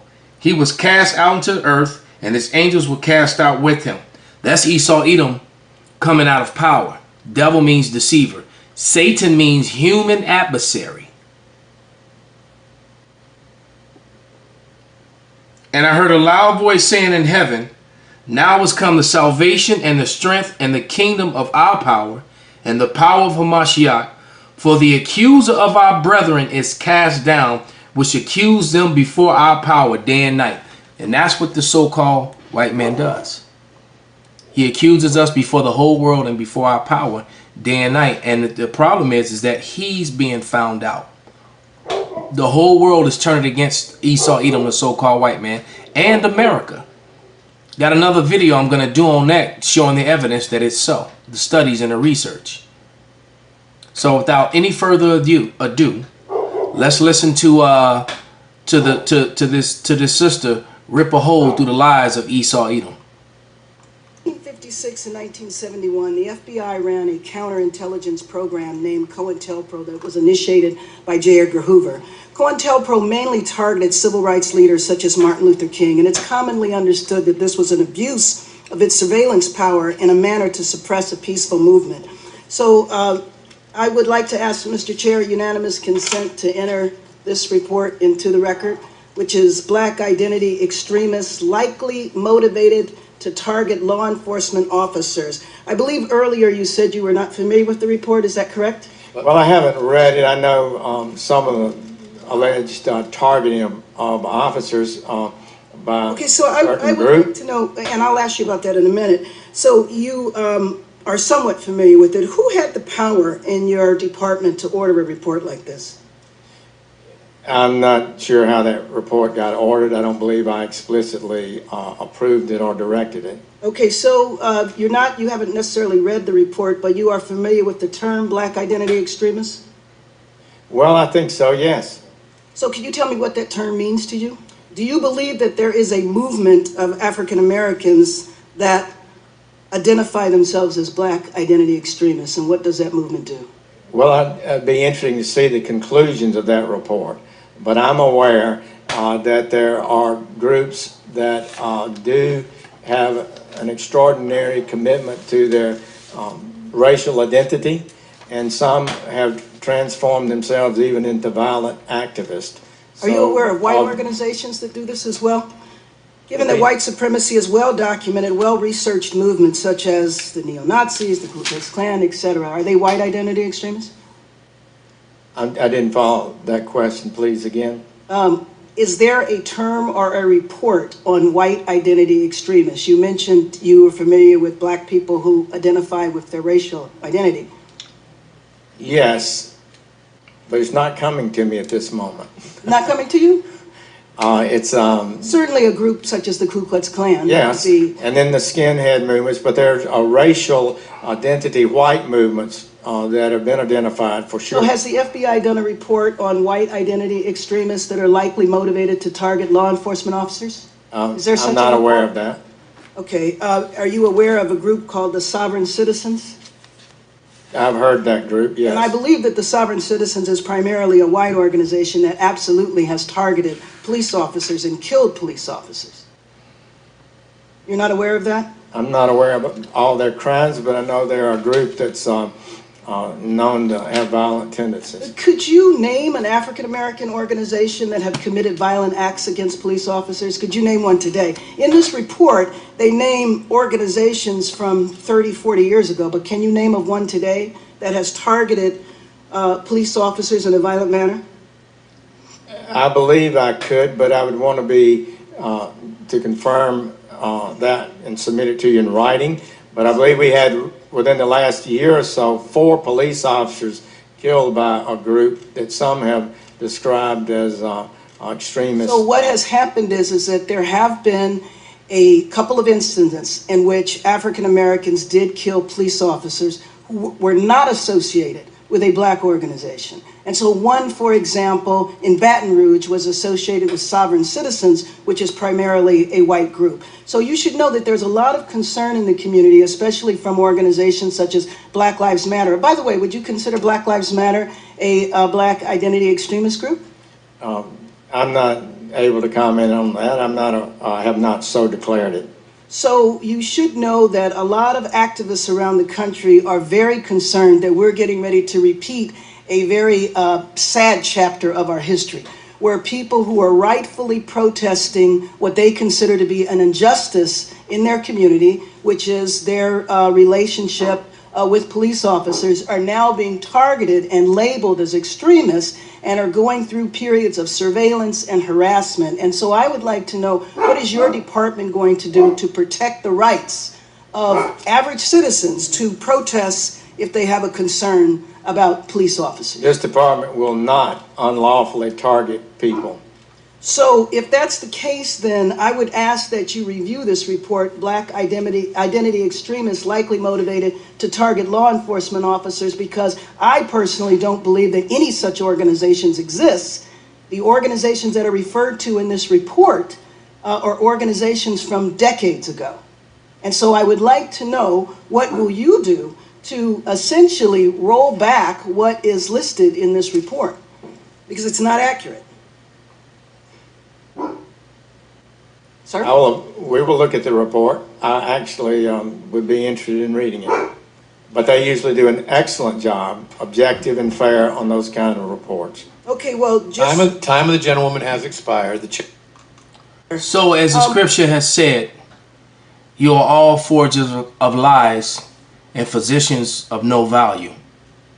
Call halal Yahweh by Hashem Habashai by Hashem Rakak Wadash Wa Abad Babal. Shalom, Akim. Shalom. Shalom, shalom. All right. We the brothers here from Great Millstone, Atlanta. Before we get started, we're going to give all praises, glory, and honor is to Yahweh, by Hashem, Yahweh Shai, by Hashem, Rakak Kodash. All right, we want to say double honors to the apostles and the elders of Great Millstone that rule and teach well. Peace, safety, and much love to the elect scattered around the four corners of the earth. You know, we pretty much going to jump right into it, man. You know, as the title as you brothers see the title, it says Black Identity Extremists and the false accusations, man. Okay, and you know, you see the slander building up. You see the reports on CNN. Brothers been doing a lot of responses to the video clip, which that video clip came out a few months ago, but nonetheless, it's still on the books. You know, Esau is still visiting, and he's, you know, checking into any group that pretty much tries to exalt themselves over this power structure, this current power structure of America. Okay, and before we go into it, man, we're gonna put the disclaimer out there like we always do. We do not identify ourselves as being a black denomination, or we don't recognize ourselves as being black. Right. We are the Hebrew Israelites according to the Holy Scriptures, and that's a proven fact through historical records, through the relics, through icons, through paintings, through frescoes, okay, and also in the Scriptures. Okay, so we are the Hebrew Israelites. We are not the black Hebrew Israelites, because the Hebrew Israelites are not only black. Okay, Hebrew Israelites also take the physical form of a so-called white man. This is a seed line that goes back to Abraham, Isaac, and Jacob. That seed was planted within the lineage of those three men. All right, and the Lord chose the seed of those three men in particular. Okay, and today they are the Negroes, the Hispanics, Native and Seminole Indians of North America, and also throughout the Caribbean seas. Okay, not to mention the Israelites that scattered amongst the other nations that take on the physical features of East Indians, of so-called white people, of Chinese people, of African people, of Hawaiian people, so on and so forth. There are Israelites scattered amongst those people. So we do not identify ourselves as being a black identity extremist group. Neither, okay, do we recognize that black is our nation or our nationality. Okay, so for you Edomites or for you agents that try to come up against us wrongfully, all right, then you're going to be held accountable because we put the disclaimer out there. And that's why we put it out there. That's right. Because we know you're going to come. We don't put it out there to shy away from, you know, what you're going to do. You're going to do it anyway, but we putting it out there because you're going to be held accountable, you know, for falsely accusing the elect, and the Lord is going to punish you severely. Okay? That's so right. You want to say anything, Elder? Or I got the scripture. Yeah, we can just jump right into it. I guess we could start with Psalm 31. You know, dealing with Esau, man. All right, which is the pretty much the arch nemesis. All right, so to speak, to the Israelites, man. All right, the scriptures already give us your playbook, so to speak. All right, the scriptures tell you that what our enemies going to slander and lie against us, man. You know, so this is Psalms 31 and 13. It says, "For I have heard this." It says, "For I have heard the slander of many." All right, yeah, so-called white man. He's preparing to slander us, man. All right, like you brothers see the title of the video. All right, the black identity extremists, man. All right, trying to lump the Hebrew Israelites into that hole, so to speak, man. All right, which like the brother Tom already explained, we want to identify with black, man. All right. It says, "For I have heard the slander of many. Fear was on every side, while they took counsel together against me." It says they devised to take away my life. All right, and that's ultimately what the so-called white man, all right, which he's the biblical Edomites, all right, the sons and daughters of Esau, they're planning to basically off brothers, man. All right, and completely do away with the whole Hebrew Israelite movement, so to speak, man. You know, that's what they're planning to do. All right, but you know, as we was talking, you know, prior to the filming, that what you read the whole script, all right, to this to Yahweh Bashim Yahshua's movie, man. The devils ain't gonna win, man. That's right. All right, you're gonna fail miserably, man. You know. That's right. It says verse 14. "But I trusted in thee, O Lord Yahweh. I said, Thou art my power." It says verse 15. "My times are in thy hand. Deliver me from the hand of my enemies and from them that persecute me." Yeah, because Esau is looking to persecute, you know, brothers, not because we pose a physical threat to the American society or the American government, because we don't. Right. We don't have guns. Okay, we don't have artillery. We don't even have damn slingshots, man. Right. Okay, we don't have nothing. The most we have is a kitchen knife, man. You know, so we don't pose a physical threat to this society. All right, brothers got families. Brothers work jobs. Brothers pay bills. Brothers stop at traffic lights. Yeah. Brothers yield. Okay, we law like the brother spoke about. Hey, we law-abiding citizens. Right. Okay. But Esau, because this word is going out so pure and without restrictions, Esau is feeling the backlashes behind his truth. He's carrying a guilty complex about himself. So in order to stop that guilty complex, he's going to slander. Okay, he's going to falsely accuse brothers for things that they don't do. Okay, right. And when we see this, it doesn't do anything but remind us of what was done to Yahweh Shai and how we moving in the right direction. You know, honestly, you know, we ain't scared, man. Right. Okay, we ain't scared. Okay, it shows us that we doing the right thing and that you did the exact same thing to Yahweh Shai, which was proven to be innocent. That's right. Yahweh Shai was proven to be innocent, but he was falsely accused, he was slandered, and he was betrayed, man. Okay? And that's the same thing that these American Edomites and the rest of you 2/3 are getting ready to do to brethren. But brethren, we have to see the bigger picture. Right. And get out that negative spirit. Okay, the guillotines, man, concentration, I might not make it. No, man, listen. This is showing you that you're doing the right thing, man. All right. When these people gather up, in big groups to slander and try to pose a physical threat to us, that's showing us that we're doing the right thing, Akim. All right. Meditate on being inside a chariot. Meditate on having multiple women. Meditate on spiritual things, man, so you can get through it, man. And don't let the carnality of this thing take fluster or suppress your spirit. Okay, because it's already written. That's right. So this is a part of counting the cost. Okay, this is a part of counting the cost. Okay. Yep. You have more. It's okay. It's a few more verses. Come on. Verse 16. It says, "Make thy face to shine upon thy servant. Save me for thy mercy's sake." Yeah, Scripture say, "Save me for thy mercy's sake," man. And only the Lord is going to have mercy upon those that have faith, and ultimately those that were chosen from the foundation of the creation of the earth, to serve Yahweh B'Shem Shai. Those are going to be the ones that he saves. Like he tells you in Malachi, the 4th chapter, in the 2nd verse, he said, "For those that fear his name, the Son of Righteousness will come with healings in his wings," man. And then those wings represent the chariot. Okay? And Yahweh B'Shem Shai is going to beam up his elect that he created from the beginning. He's going to save them from the predestined damnation of America. Okay? But before we even get to that point, it's going to be slander. It's going to be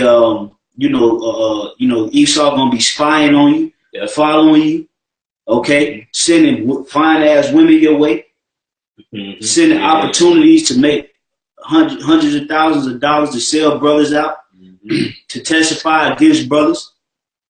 Okay? The slander is coming. And this is, like I said earlier, this is a part of counting the cost. But for those that are faithful and that remain diligent in the ministry, Yahweh B'Shem Shai is going to do what? He's going to save them, man. That's right. Okay, you want to say anything, brother? Yeah, well, the scriptures say that the servant is no greater than his master, man. So Yahweh Shai had to go through it. Which through the Spirit, we're going to, go through that account, right? Yahweh Shai with the false witnesses. So how much more us, man? But like you said, that's a part of the story, man. That's prophecy. All right. But like you said, we already know the outcome, man. All right. So there's no reason to get shooken up or start scratching your head, looking around and second guessing this truth, man. This has to happen because right after this it's our glory, man. That's right. It's gonna be quick too. And before we go into the depths of it, shalom to all of the Akim, and the elder Yashawan, with the brother Tham Yad, the sister Negress of Judah. Shalom to everyone that's on the comment board. Shalom. Hopefully this video is edifying and is uplifting. Okay. These last two verses, then you got it. You got it, bro. Verse 17, 18, it says, "Let me not be ashamed, O Lord, for I have called upon thee. Let the wicked be ashamed, and let them be silent in the grave." Verse 18, let the lion come. Verse 18 says, let lying lips be put to silence. Yeah, man. And the lying lips is talking about Esau, man. All right. That devil, man. Hey, we always say what the Arabs, they call Esau, what? So-called white man, a fork-tongued devil, man. And he's prepping and lining up all types of lies, all right, and slander to come against the elect, man. Really all Israelites as a whole, man. All right, and I'm going to show you Israelites that's in this party and BS and mirth and eating fried chicken spirit. You know, y'all gonna get persecuted too, man. You know, it says, verse 18, let the lying lips be put to silence, which speak grievous things proudly and contemptuously against the righteous, man. Yeah, calling us terrorists, which that's laughable, man. Like a brother said, we ain't got nothing but we ain't even got a slingshot to our name, man. You know, but they're lining us up to call us terrorists. You know, we're planning on doing this and doing that. You know, you already know that pedophile tag is coming too. You know, especially for the brothers in GMS. You know, so what? Hey, the lips of the devil are gonna be put to silence, man, through the power of Yahweh Hashem Yahushua. So you devils can do what you want, man. You know, but it ain't gonna work. All right, it's not gonna work, man. It says, well, matter of fact, that was actually it. I had something else if you want to grab some. Yeah, I got something real quick. This is Luke chapter 12 and verse 11. Mm-hmm. It says, and when they bring you unto the synagogues and unto the magistrates and powers, take ye no thought on what ye shall answer or what ye shall do. Okay, and this happened before, and it's going to happen again. Like the scriptures say, there's no new thing under the sun. Okay, so when you get delivered before the magistrate or the court systems or before Esau's judicial system, okay, don't be trying to put your words together and come up with a cop out. It wasn't me. Hey man, let the Spirit carry it, man. Right. Pray to Yahweh Shah to give you the Spirit and to utter words that's pleasing unto Him. And you just go through the spirit of faith and whatever is brought upon us. Okay, continuing on. It says, for the Holy Spirit shall teach you in the same hour what ye ought to say. So it's going to be the Holy Spirit. Just as you go out to the highways and byways without a prescript, or without practice or anything, you go out there on the Holy Spirit. You go out there on the spirit of faith. Well, it's going to be the same thing in those times. The Lord is going to give the spiritual brothers the spirit to utter the proper words to say at that moment, man.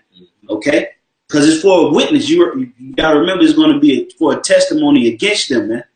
Okay, it's not for your punishment, right? Okay, it's not for your destruction. It's for we got to go into the belly of the beast, man. Okay. With soldiers, when you got a soldier that's fighting in the thick of things, and the scriptures speak about the heat of the battle, man, on that front line. Yep. Okay, that's what King David put Uriah the Hittite on that front line, man. Hey, well, us brothers as here, we got to get on that front line, man. That's right. And that sometimes we're gonna have to go face to face to them nobles and let them know what it is, man. Okay, yep. So when they come, don't be trying to pull out guns and artillery and start shooting. Oh no. Start putting up a fight. Hey, let them take you, man. Right. Let them take you, man, because the scriptures is written. Okay, continuing on, it says, and when they bring you unto the synagogues and unto the magistrates and powers, take ye no thought how or what ye shall answer or what ye shall say. For the Holy Spirit shall teach you in the same hour what ye ought to say. And one of the company said unto him, Master, speak to my brother that he divide the inheritance with me. And he said, Man, who made me a judge or a divider over you? And he said unto them, Take heed and beware of covetousness, for a man's life consisteth not of the abundance of the things which he possesses. So that's pretty much the point. We're going to be delivered up unto the magistrate courts, the court systems, and to the elite, or so on and so forth. But when we do so, we have to move in the spirit of confidence, the spirit of faith, and the spirit of truth. And if brothers move in that spirit, you're going to see crazy power that's going to be manifested through the Akim, man. Okay, you want to bring something out? Yep. Because you going into the false witnesses, man. Which scripture says no new thing under the sun, man. Yep. All right. So those same false witnesses that was bear false witness against the prophets of old. All right, especially Yahweh Shai. Them same individuals is back, man. Or that same spirit is back. Yep. All right. This is Psalms 35 and verse 11. It says, false witnesses did rise up. All right. So yeah, the false witnesses are gonna rise up, man. Esau. Hey, you see it, man. The black identity extremists, man. And he's gonna try to pull us into that bubble, man. And pull out all types of false accusations, doctored up, information, which says that in Job, that ye are the forgers of lies. When you forge something, that means to falsify, man. I believe the word doctor goes to falsify. Yeah. That's his damn devil, man. That's right. It says false witnesses did rise up. They laid to my charge things that I knew not. You see that? Yeah, things that we didn't even do. All right? Mm-hmm. Terrorism, this, you that. You're planning on doing this to the government. Man, what we out there doing is preaching the word of Yahweh Shai, man. That's right. That's really what it's about. They fear this word, man. That's right. They fear the spirit of Yahweh Shai. Mm-hmm. It says, verse 12, they rewarded me evil for good to the spoiling of my soul, man. Right. And what are we doing? We're doing good, man. All right. We're going out to the highways and hedges. All right. Preaching the gospel to our people. We're doing the will of Yahweh Shai. And then what? They're giving us evil for that, man. So what do you think is gonna happen? All right, Yahweh Shai gonna step in. He gonna crush them, man. And that's why we're getting into that spirit of what, man? Not even a fearing what's coming, man. But standing in a confident, bold demeanor, man. That's right, bro. All right. Because at the end of the day, we know that our salvation draweth nigh. Like he speaks about in the book of Romans, the 13th chapter. Mm-hmm. Okay. Our redemption is close, man. Our salvation is nearer than when we believed. Mm-hmm. So when if brothers do get delivered up, or brothers do get cast into prisons or concentration camps, or get found guilty on whatever charges Esau bring up, man, be faithful, man, because when that happened, man, Yahweh Shai is soon to arrive, man. That's right. Okay. And he can give you spiritual powers instantly, man, to get you out of that. Yep. Instantly give you those spiritual powers, man, to break free out of whatever bond that you're in, man. And he gonna see. You gotta remember, this is a time where the Lord is showing Esau that he don't have power. Yeah. And he's showing the elect that they have power, man. That's the time we living in, man. That's right. Okay. Yep. We living in a time where Esau is gonna do certain of his tricks to try to pull his power to show that he's still powerful. And the Lord is going to do certain things to show that he's not in power. He's going to do certain things to show the elect of Israel that they are in power, man. Mm-hmm. So fear not. That's right. We don't have nothing to fear, man. Mm-hmm. All right. Have you been doing your videos? Right. Have you been praying? Mm-hmm. Have you been fasting? Have you been dedicating your time and your effort to Yahweh Shai? Have you been sacrificing? Well, if you've been doing so, man, fear not, man. Right. We don't have nothing to worry about, man, if we doing the right thing, man. Right. And in your spirit, if you feel like you're doing the right thing, we're going to this thing like a soldier, man. That's right. Okay? Remember, we're called to be soldiers for Yahweh Shai, man.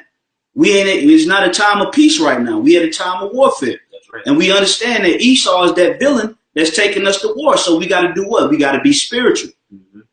Are we really with this thing, man? And if so, why we tripping? Right. What we tripping about? Daniel didn't trip. Mm-hmm. Daniel didn't trip. Shadrach, Meshach, and Abednego, they didn't trip, man. Yahweh Shai didn't trip, man. Mm-hmm. Okay? So what about us, brothers, man? Hey, we following that same path, like it tells you in Jeremiah, the 6th chapter. We following that same path. What are we tripping about, man? We don't have nothing to trip about, man. If Yahweh Shai is for us, who can be against us, brothers? Okay? So they can say whatever they want to say about us, man. It's only going to be a testimony against their kingdom. And the Lord is going to show the power in Israel. Okay? That's why he's going to do so, man. This is not for our destruction, man. The Lord said we were sold into our enemies, not for our destruction, but because we moved the Lord to wrath. But then it says what? Faith is what's pleasing to the Lord. So if we have faith, we ain't moving the Lord to wrath anymore, man. We pleasing him now. So what you think is going to happen? The standard is coming, man. Yep. That standard. That's right. We have a standard, brothers, if we continue. So believe that, man. Right. And the hell what Esau put out there on the documents, man. That's right.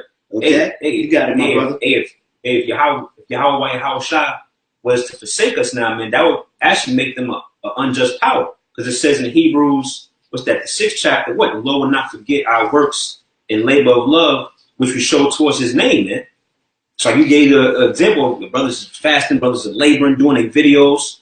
You know, hey, Yahweh is fair, man. It says that in Ezekiel, I believe, the 18th chapter. All right, it's not the ways of man unequal, but the ways of Yahweh is equal, man. That's right. You know, so hey, we ain't got nothing to worry about, man. If we in the right spirit and sincerity, all right, not teaching for vainglory, you know, being self-willed, but we sincerely pushing Yahweh Shai, man. Elder. Matter of fact, can I bring this out?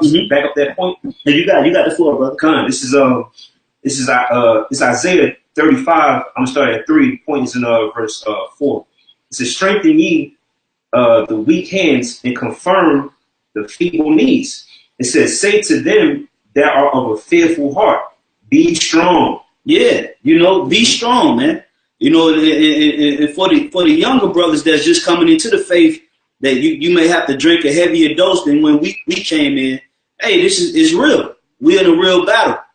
Okay, so Esau passing certain things, he putting certain things on the judge's desk right now, man, concerning us. All right? So brothers, hey, gird up and know that you have an actual living power on your side, man. Okay, he is with us, man. All right. The name of our power is He is. He is present, man. He's everywhere. That's right. He is. Okay, you're not alone, brothers. That's right. You are not alone, man. If you go into a jail cell, if you go into a courtroom, if you go into a torture chamber, you are not alone. He's there, and He can get you out of it. Okay? That's right. Don't ever forget that, man. That's right. Okay? He can get you out of anything, man. We serve a power whose name is He is present, and His Son's name is He delivers, man. We don't got nothing to worry about. Come on, man. That's right. What we got to trip on? Right. When you really think about it, no other nation has a power or a heavenly Father whose name is He is present or He is delivers. That's right. He delivers. But the Israelites, man. That's right. Okay, you got it, bro. I'll finish the verse off. I got one after you. It says, be strong, fear not. Behold, your power will come with vengeance. Whew. See, you got to remember the scriptures tell you in the book of Isaiah, they say that vengeance is burning in the heart of Yahweh Shai, man. Right. Okay? He's not going to continue to let these heathens run over His name like that, man. All right? When we come in the name of Yahweh Bashim Shai, man. All right? He's not going to allow these heathens to have an advantage over His flock. That's right. You can't pluck anything out of His hand, man. That's right. Okay? We come in His name. All right? We are the example through the spirit of Yahweh Bashim Shai to the world. You think He going to make us look stupid? Okay? Right. Because, hey, you see the apostles and the elders and the other brothers, they putting their life on the line. They're not making the Lord look stupid. So you think He going to make His men look stupid? Right. Absolutely not, man. And that's only for those that's sincerely in this thing, man. All right? All of you guys that's trying to hide up under the title of Great Millstone or trying to be insincere with your works and not truly serving Yahweh Bashim Shai, you're going to have a problem on your hands, man. All right? But for those that's really strapped into this roller coaster ride, you're going to be good, man. That's right. And I'm that's to the elect. That message is to the elect. Okay? And Lord willing, we are part of the elect. But you got it, bro. That's right. It says, your power, Yahweh, will come with vengeance, even the power with a recompense. Mm-hmm. It says He will come and save you. That's right. If you believe, man, Yahweh Bashim Yahushua is going to come and save you, it's his great joy to do so, man. He wants to give his sons the kingdom of heaven. Right. Okay, but before we get to that point, we're going to be falsely accused.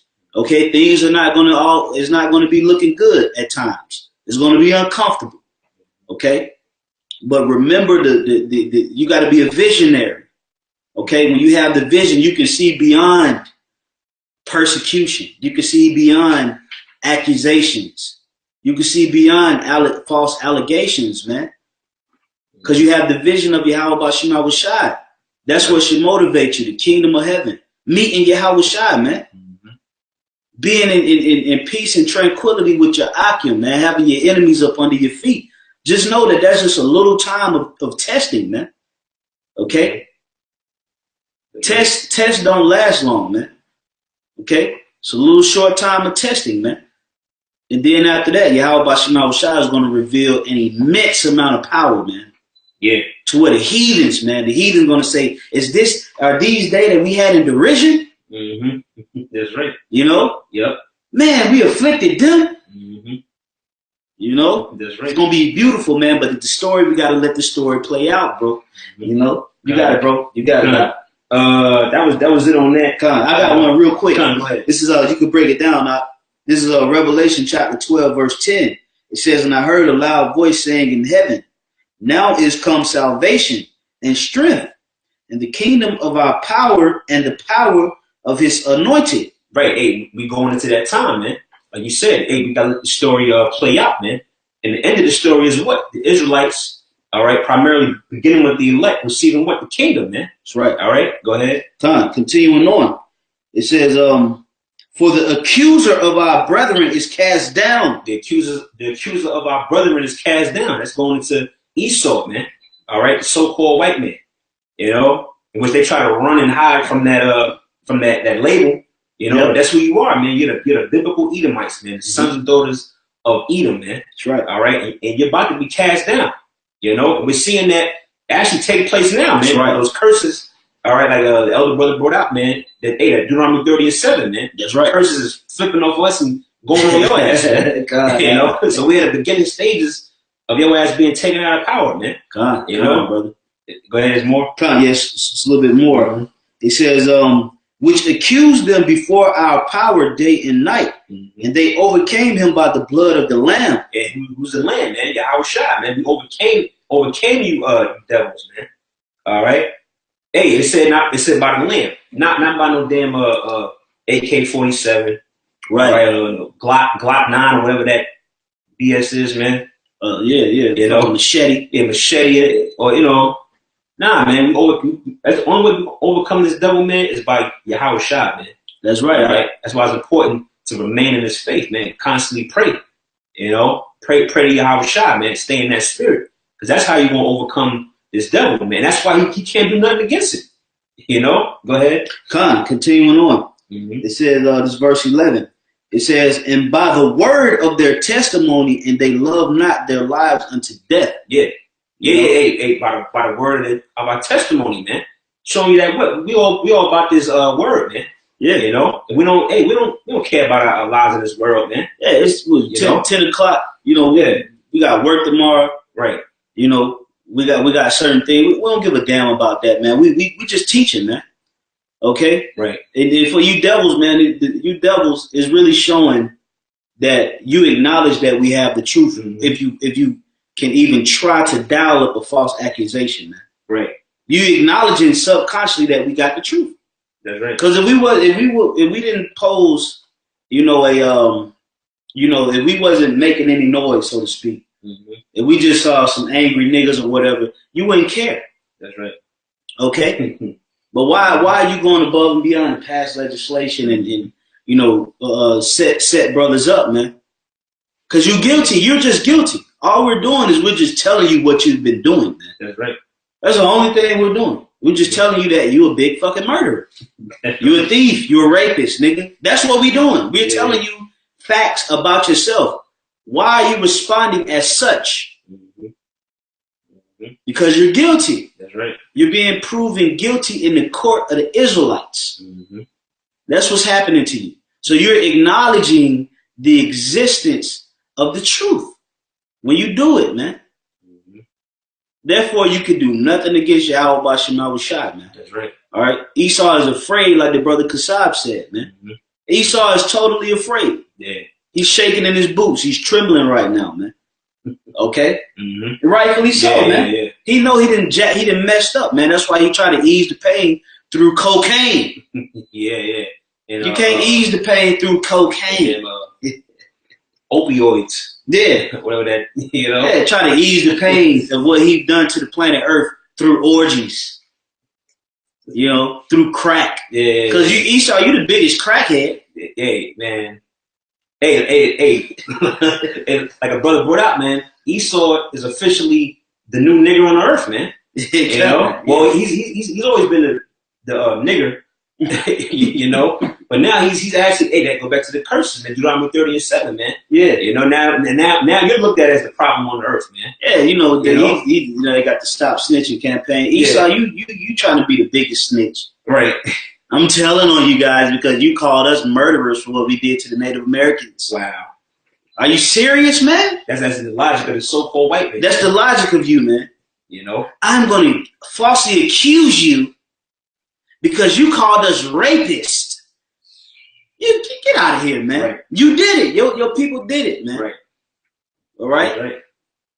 The so-called white, you did it, man. That's right. So why is the slander coming our way, man? Right. Okay?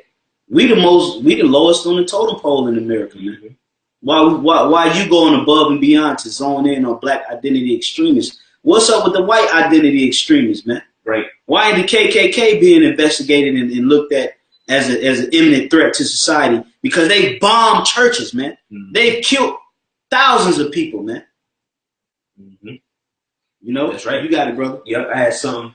He's going into how, you know, basically bringing out how Esau is the biggest rapist, the murderer. Yeah. You know, the thief, the homosexual. All right. This is all according to prophecy, man. So we can say that you're going to be exposed, all right, in these latter days, man. Let me just quick verse. This is Jeremiah 49:10. But I have made Esau bare. I have uncovered his secret places. All right. Going to what? Going into you devils being exposed, man. All right. Now you go to your local, you know, news channel, your news app. There's all types of stories coming out about, you know, these so-called white people, you know, raping and having these, you know, Pizzagate. Yeah. You know, these different, you know, Catholic priests, you know, having sex with little boys and all types of. Which I sting on the police up in New York. Yep. 24 police sexual rings sting. See that? Yeah, see, and like I said, man, now people are starting to, you know, hone in on you now, man. Yep. You know, that the stigma, so to speak, is starting to rub off on you, man. You know, people are looking at you for the devil that you are, man. And you mad, you spazzing out, you're going crazy. You know, it says, "But I have made Jeremiah 49:10. But I have made Esau bare." Meaning the Most High is stripping you, man, exposing you. That's right. All right. I have uncovered his secret places, and he shall not be able to hide himself. You know, and that's what's happening, man. You're not able to hide yourself no more like you did in the past. That's right. right. When you can spew your lies out, and everybody, you know, claps their hands and it just admires you that you're just the greatest man. Yeah, you can do no wrong. You can do no wrong. It's invisible, man. Come. Goddamn Thanos with all his 6 Infinity Stones. It's unbeatable, man. Yeah, you know, and now the Lord's bringing you out, bringing you down, man. You know, and you're being exposed, man. Hey, that's all right. It says, let me finish this. Okay, it says, his seed is spoiled, and his brethren and his neighbors, and he is not, man. Right, so he's just being exposed from top to bottom, man. Everybody, the kids, the women. Yep. The top elites, the local devils, man. Everybody's finished, man. Yeah, and that's it's right. beautiful, man. You know? And shalom to all of you brothers on the comment board too, man. That's right. You know, Thumb Yad, you know, Lamad Yazayan too. Hey, shalom, man. God, seal for the elect, Elder Yashawamba Shalom. You know, the brother Kasab, Kasha Kwala. What's going on, brother? Shalom to all of you brothers in the water for all the scriptures that you post, man. You know, like I say, you know, this is our lesson, man. If you post scriptures and you add to it, man, it's your lesson as well, man. Yeah, you're in the spirit, man. Yeah, you're adding to it, man. The scripture say a wise man will commend the word and skillfully adding to it, man. That's right. So shalom to you brothers, man, and to hell with Esau, man. Don't let this man shake you up, man. We done been shook up too long by this devil, man. Fuck him. Right. That's what he trying to do, move on that fear shit. If you brothers ever encountered Edomites, which I'm pretty sure you have, the first thing they do when they meet a so-called Jake, what they do? They try to shake his hand real hard. They try to look him in his eye, pat him hard on the shoulder. Yeah. They try to intimidate you, man. That's what these devils do, man. They try to shake your hand real hard. And look you in your eye, and and try to intimidate you, man, size you up. Right. Hey, man, look, man, it's played out, man. Right. The spirit is restored, man. Hope is restored, man. Ain't worry about you devils, man. That's right. Yahweh Bashim Awashah laid his life down for this very moment, man. It's happening right before your eyes, man. Brothers waking up, man. You can't do nothing, man. That's right. You can't do nothing. Right. This very moment, the moment of Yahweh Shai laying his life down on the line for the elect, is starting to haunt you right now, man. Okay? That's right. So that's what it is, man. That's just what it is. Okay? And them sincere brethren, man, they gonna push it all the way through, man. That's right. They gonna push it all the way through, man, through that faith, man. Yahweh Shai is not gonna be, he's not gonna be confounded again, man. It's his time to reign, man. That's right. You nations done had your time, man. Y'all done had y'all giddy up, man. Y'all done had y'all say so, man. It's Yahweh Shai time, man. And the brothers, the elect that's really with it, we gonna make it our business, man, to let Yahweh Shai get his say so, man. Right. It's his time to shine, man. The hell with you devils, man. All right? That's right. You got something, bro? If not, I got something. Yeah, go ahead. All right, Con, we're going to go into the false accusations of what Yahweh Shai faced, man. This is Matthew chapter 26, and we're going to jump right into it, verse 59. It says, now the chief priests and the elders and all the council sought false witnesses against Yahweh Shai to put him to death. Okay, so that was their only conclusion to the spirit that Yahweh Shai had, was to put him to death, man.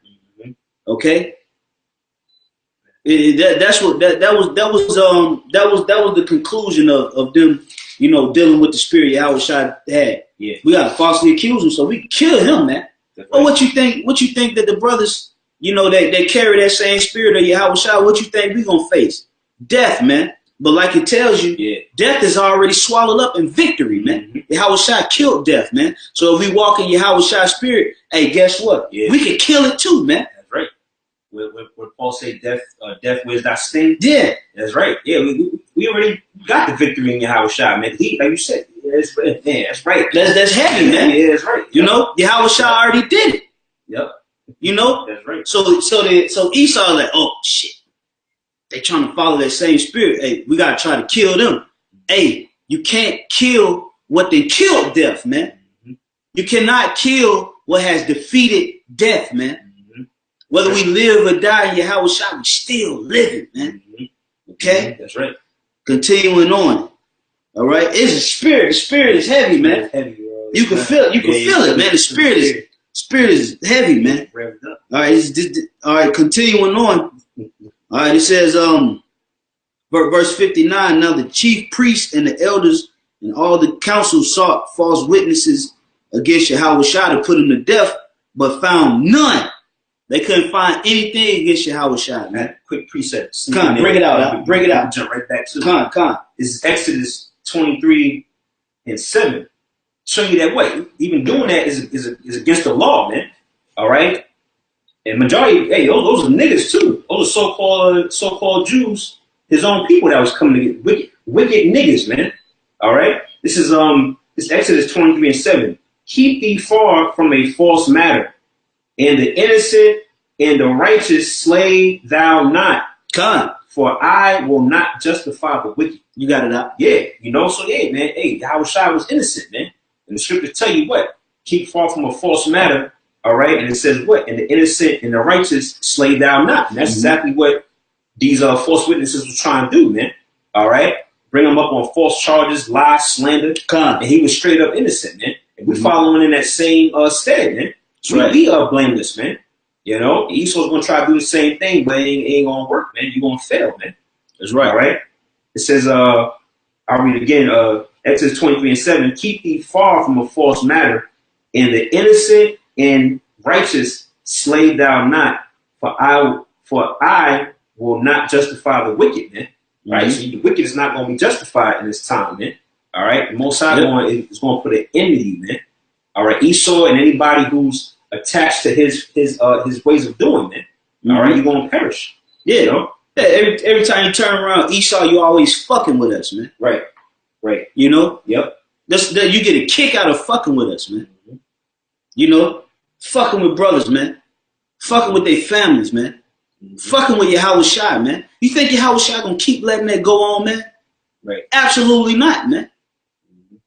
Leave us alone, man. But because you won't leave us alone, Yahweh Shai gonna deal with you, man. Okay? Yahweh Shai is gonna deal with you, man. All right? You constantly being a fucking antagonist, man. That's right. Okay? You've antagonized Yahweh Shai and his flock for too long, man.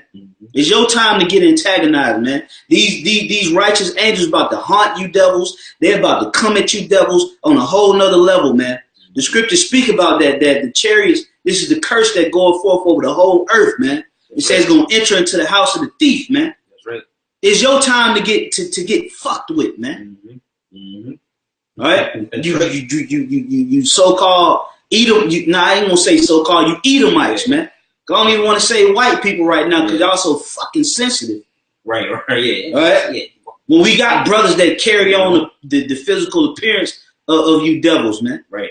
All right? We talking about the seed of Edom right now, man. It's your time to get fucked with. That's right.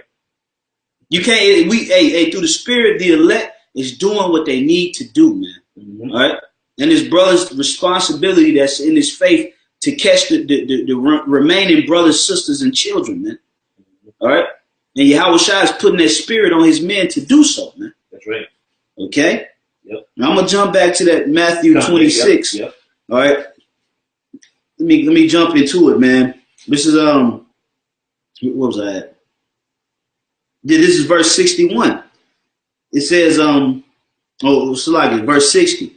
But found none, yea, though many false witnesses came, yet found they none. At the last came two false witnesses and said, this fellow said, I am able to destroy the temple of the Most High and to build it in 3 days. Which them two false witnesses, they didn't understand what he was talking about, man. They didn't understand prophecy. Right. They didn't have the Holy Spirit, man. So then they took that and they falsely accused Yahweh Shai as if he was going to go and actually destroy the temple. When the Romans destroyed the damn temple. Right. Physically. Okay? The Romans destroyed the physical temple, man. Yahweh Shai rebuilt that temple, that spiritual temple, in 3 days when he was resurrected. Because why? Because he was the foundation, the cornerstone of that very temple, man. But this time it was spiritual, man. Right. So you heathens and you jive turkeys can't get into it this time, man. That's right. You can't sneak into this temple, man, because it's a spiritual temple, man. And because you can't get in, what they trying to do, man, they're trying to set it on fire. They're trying to falsely accuse brothers that's a part of that temple. They trying to beat them down, discourage them. You know, but the Spirit of the Lord is building up this temple, the tabernacle of David, something serious right now, man. And you devils are scratching your head on how to deal with it, man. That's right. Okay? You can't do nothing against the building of the kingdom. Okay? This is prophecy that's happening before your eyes, man. You can do nothing against prophecy. Okay? That's right. Nothing can be done against prophecy. All right? That's right. You had anything, Elder? I had something real quick. You mentioned Yahweh Shai being the foundation. Come. Just real quick. The temple. This is First Corinthians 3. And I started at verse 10. It says, according to the grace of the Most High, which is given unto me as a wise master builder, I have laid the foundation, and another buildeth thereon. Yeah, this is Paul speaking about becoming a wise master builder in Yahweh Shai. And through the Spirit, that's what brothers are becoming right now. We're becoming wise master builders. Okay, we're building. We're helping to build upon the foundation of Yahweh Shai and upon the foundation of the apostles and the elders, man. That's right. Okay, because the scriptures even speak about that, the foundation of the apostles as well. Okay, so you got Yahweh Shai, which is the chief cornerstone of the building of the tabernacle of David, and then you have the different apostles and the elders that also are a part of the foundation as well, right. Because they labor and they put in work in this life and in their past life upon this very building. Okay, that's right. So that's the same, action that we're partaking in. Okay, so we have to become wise with how we build upon this foundation, because it's being built through solidarity. It's solid. Okay, that's right. You got it. Hey, you mentioned solid and solidarity. That's what Paul meant when he said, "Do the work of an evangelist and make full proof of our ministry." Yeah. When you go into that term, yeah, I think it's Timothy, when it says make full proof, that goes into basically being durable. All right, so we're making it, going back to that building, that structure. The ministry is being built and it's durable, which goes into what's that? Acts the 5th chapter. All right, if it be of man, it will come to naught. But this is being built in the spirit, man. So you can't come against it. You can't knock it down. Even when you going back to the point, which Esau with his slander and his lies, his little demonic left hand tactics. It's not going to work against this temple, man. That's right. Because it's built on what? Yahweh Shai, man. That's right, brother. It says, I just finished it off. It says, but let every man take heed how he buildeth thereupon. Verse 11, for other foundation can no man lay that is laid. Yeah, so if you try to come into this truth and you try to, carve out your own path of creating an Israelite rap career, an Israelite community with schools and grocery stores, not going to the highways and byways, teaching in the confinement of your home. Right. It's going to come to naught, man, because you're carving out another way. That's right. You can't do it. That's right. All right, it's going to be unsuccessful. Okay? The only way that you're going to succeed is by building upon the path that Yahweh Shai laid. If you didn't see Yahweh Shai rapping and singing in the Gospels, you're not supposed to do it. Right. Just do what Yahweh Shai did. That's right. It's that easy, but Jake is so self-consumed, and Jake lacks faith that they want to be carried by their own selves. And hey, I'm gonna say this. I'm gonna put this out there, man. For you guys that know that you Israelites, boy, okay, and you ain't walking the path of Yahweh Shai, when Esau come down on you, you're gonna have a problem, man. Yeah. You better hope that Yahweh Shai is with you. A lot of you guys gonna have to lay your life down, man. Yeah. All right. If you really believe, a lot of you guys gonna have to lay your life down, man. That's right. All right. That's right. Because you wasn't walking that path. You're gonna be held responsible, man. Yeah. Okay. The standard is going to be lifted for those that truly fear, man. That's right. Okay. Matter of fact, I'm gonna get it real quick, man. Because some of you Israelites that proclaim to believe in Yahweh Shai, y'all don't fear, man. Yeah. Okay. And you might be sincere. You might sincerely believe, but you don't got that fear. It could very well cost you your life, man, by playing, man. Yahweh Shai didn't do this thing in vain, man. He did it, and he told you, he gave you the blueprint on how to do it, and you guys ain't doing it, man. That's right. Okay? This is Isaiah 59 and 19. It says, so shall they fear the name of the Lord from the west, and the glory from the rising of the sun. So we fear the name, man. Yep. Okay? We fear the name of Yahweh B'Shem Shai in our spirit. And I could pretty much, attest, to brothers that's been around for a few years, man. All right.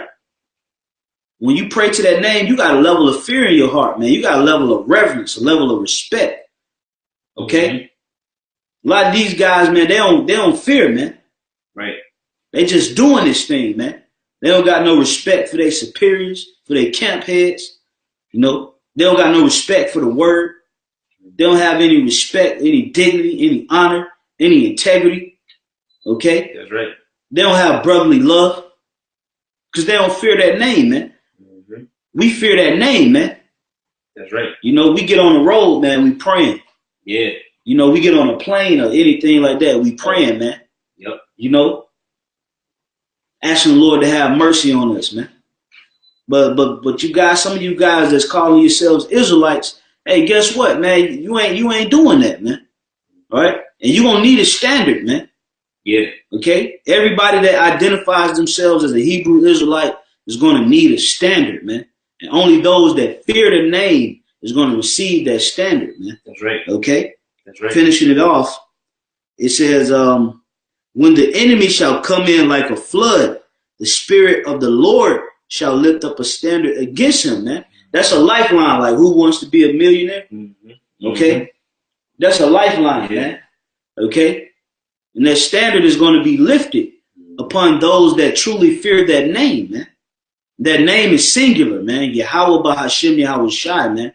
There's no other name. Okay? So you guys better get it in gear, man. You got guys that's trying to come up against the chip. You got guys that's saying, "Oh, well, we're making our way to the Gentiles, being the Israelite foreigners." Remember them guys from HODC? Yeah. Say, "Oh, well, we making our way to it." Those weren't the exact words, but it was, "Hey, man, we ain't no time to be straddling the fence, man. You're gonna need a standard." That's right. Esau coming, man. You're gonna need a standard. All of us are gonna need a standard, man. Remember, man, we were sold into a great nation, man, that was fierce and quick like an eagle, man. All right? This is a fierce and great nation that's about to come down on us, man. Yeah. We need a standard, man. That's right. Okay? That's right. If you calling yourself an Israelite and you ain't doing the right thing, your standard is in jeopardy, man. That's right. And it could cost you your life. Mm-hmm. This is the severity of the truth, man. That's right. You need a standard. Mm-hmm. Stop. That's right. The bullshit got to stop, man. Mm-hmm. Okay? For you sincere brothers that's in IUIC, for you sincere brothers that's in ISUPK, for you sincere brothers that's in any of these other Israelite factions that truly believe in your spirit that this is the truth and that Yahweh Ba'ashem Yahweh Shai is the name of the Heavenly Father and the Son, stop that bull, man, and get with it. You need a standard. That's right. If you playing with this thing, your standard is in jeopardy, man. That's right. Okay? Mm-hmm. If I can say too, just to back you up. Mm-hmm. Hey, you always bring this up, man. You speak about there's gonna be martyrs, man. A lot of you guys that's in these other camps that's straddling the fence, you being rebellious. Hey, the only way that you can make it right, you might have to go up under that sword, man. You might have to taste of death. All right, just to prove your fealty, so to speak, or your loyalty to Yahweh Shem Yahweh Shai, man. All right, because that brother that's in the right spirit, he's working, he's busting his ass in the spirit, he's being obedient. The Lord gonna be with him. Lord going, hey, because it's written. All right, the Lord going, hey, that's Yahweh Shai said that in the St. John the 8th chapter. He said, what? Those that keep my sayings shall never see death. I got you right here, Elder. Come. This is Mark chapter 9 and verse 1. It says, and he said unto them, verily, I say unto you, that there be some of them that stand here, which shall not taste of death, till they have seen the kingdom of the Most High come with power. That's right, man. And you want to expound? I was just going to say that you can pick up, from it. Mm-hmm. But for those that's truly, in their spirit, trying to follow that Lamb whithersoever he goes, through word, through action, through faith, and the Lord has a standard, man, because he already laid his life on the line for the elect, man. Mm-hmm. So for those that's following that same path and that same way of the Lamb, the Lord said that some of those are not going to taste of death, man. Okay? That's right. Because they've already done so in their past life, man. That's right. All right? All the disciples and the apostles were put to death for this thing, man. That's right. So now this is the time of salvation. But for you shuck and jive Israelites that's out here bull crapping and playing around, man, you better watch yourself, man. Yeah. They ain't only just coming at GMS, man. Yeah. Right. All right? They're going to come at all you guys that's on the highways and byways calling yourselves Israelites, man. They got your IP address, man. They know where you at, man. All right. And if you ain't in the spirit of Yahweh Shai, that standard is not going to be available because you lack faith, man. That's right. You've been BSing, man. Yep. Okay. That's right. So get it right, man. Before you lose your life, man. Stop thinking that GMS is your worst enemy. Okay. Mm-hmm. Stop thinking that brothers, that's fighting the same fight as you is your enemy, man. Right. Okay. You think you watching videos? If you watching camp videos, they know you watching them, man. Yep. They see your likes, man. And shalom to all of you brothers on the comment board as well, man. Shalom. Man. They see that you liking videos, man. They see that you doing all of this, man. Hey, your brothers ain't the enemy, man. That's right. All right. This thing about to go down, man. This thing about to pop off, man. Okay? If you ain't moving in the right spirit, your life and your family's life is going to be in jeopardy, man. That's right. Okay? Hey, I just wanted to say that, LD. Yeah, that's right. Hey, you mentioned brothers' lives and their families' lives is in danger. Hey, scripture say in the Apocrypha, lest a man hold himself diligently in the fear of the Lord, his household soon be overthrown, man. Yeah. So you in this truth, man, you shucking and jiving, dragging your knuckles, man, you playing with fire, man. You don't want that. Hey, scripture say it's a fearful thing to fall into the hands of the living power, man. So you playing with this truth, playing with Yahweh Shai's name, man, you in jeopardy of something horrendous, man. Yeah. And hey, some of them brothers might actually be sincere, but the only way you can make it right is you gotta be that martyr, man. Yeah, because you've been bullshitting, man. Yeah. I got something for you, real quick. This is Ecclesiastes chapter 27 and in verse 3. Mm-hmm. Unless a man hold himself diligently in the fear of the Lord, his house shall soon be overthrown. Right. So you gotta hold yourself diligent, man. All right. Which that's in what Peter's. Mm-hmm. All right. Second Peter's. Mm-hmm. All right. To make it give diligence, to make it calling election sure. That's what you're supposed to be doing, man. Going hard in the face, man. Trying to cover all bases in the truth, whether it's fasting, praying, doing videos. All right. Not being a nigga. All right. Showing charity, so that what you can cover your ass, so to speak, man. Being a favor of Yahweh Shai, man. Unless if you don't, man, your household is in jeopardy, man. Yep. You, your family, certain ones that you might be close to or whatever, hey, Yahweh Shai coming for judgment, man. That's right. And you don't want to be on that other side, so to speak, man. That's right. You want to be in that spiritual shelter, man. Yeah, walking that straight path, man. That's right. When Yahweh Shai finds you, hey, are you in the right spirit, man? That's right. And for those that's in the right spirit, hey, the Lord has a standard, man. That's right. And I wholeheartedly believe that in the spirit, man. Mm-hmm. That's why it's important, man. To walk in the right spirit. So if Esau do come down on you and falsely accuse you, all right, or lock you up or arrest you, you confident in the spirit that you did the right thing. See, a lot of you Israelites are going to get locked up, man, and you ain't going to be confident that you did the right thing, man. Mm-hmm. And it's going to cost you your life, man. Satan smells fear. Mm-hmm. Okay? He smell fear, man. Yeah. He can tell when you're trembling, man. Yep. And a lot of you Israelites, man, that ain't in the right spirit, when Esau come down on you, you're going to be scared, man, because of lack of faith, because you ain't been building up. You've been using this time in America to rap. That's right. Yeah. To do videos, man. That's right. All right? To sit on the couch and scoff, man. Yep. When the spirit come down, man, you're gonna be judged, man. Okay?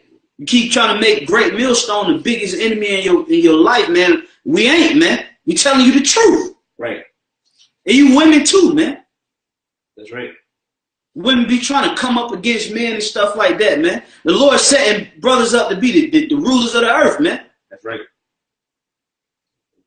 Yep. Jake be your biggest enemy, man. Okay? That's right. You people gonna find out, man. Okay? You fucking people is gonna find out, man. Excuse my French, man. Excuse my language, man. You know, I usually don't like to, you know, curse a lot, man. You know, but excuse my French, man. But hey, you people gonna find out the hard way, man. That's right. Playing with the Lord, man. Yeah, I was tired of you people playing with him, man. Playing. Yeah. Shucking and jiving. Shucking and jiving, man. Gonna cost you your life, man. That's right. Okay? Continuing on. Verse 4. As when one sifteth with the seed, the refuse remaineth. So the remaining, when you sift it with the seed, the remaining, you know, it stays within that sift. Okay? It says, so the filth of man is in his talk. Yeah, that's why you got you guys that come out here and you breaking down the scriptures the wrong way, man. Okay? That filth is being shown forth, man, through your works. Okay? Yahushua and the angels is taking note of everything that you guys are doing, man. And when he sit, because you gotta remember, Esau is the sword, man. So if Esau do come, it's because he was authorized by Yahushua to come, man. Yeah, he don't do nothing according to his own will, man. Everything is the will of the Lord. So if Esau do roll on brothers and come down on brothers, it's either one or two things is gonna happen. Either he's coming down on you to try you and for the power to be shown through you, or either he's coming down on you for judgment because you've been shucking and jiving, man. One or two, man. One of the two, man. Okay? Let me get something for you, Elder. Come on. Hey, in the scripture say, what it say, the wicked secret rebellion, therefore a cruel messenger is sent against them. Now we use that to talk about the death angels. Hey, but in that day, that's gonna be Esau, man. Coming down on you shucking and jiving Israelites, man. Because of what? Rebellion, man. That's right. All right. Lack of fear. You know, playing around, man. You know, trying to be cute. With the truth. And with the truth, taking this thing for a joke, man. Hey, the Lord gonna send that cruel messenger against you, man. Yeah. All right. To put you to death. That's right. Hey, Yahushua said, what came before for you to see?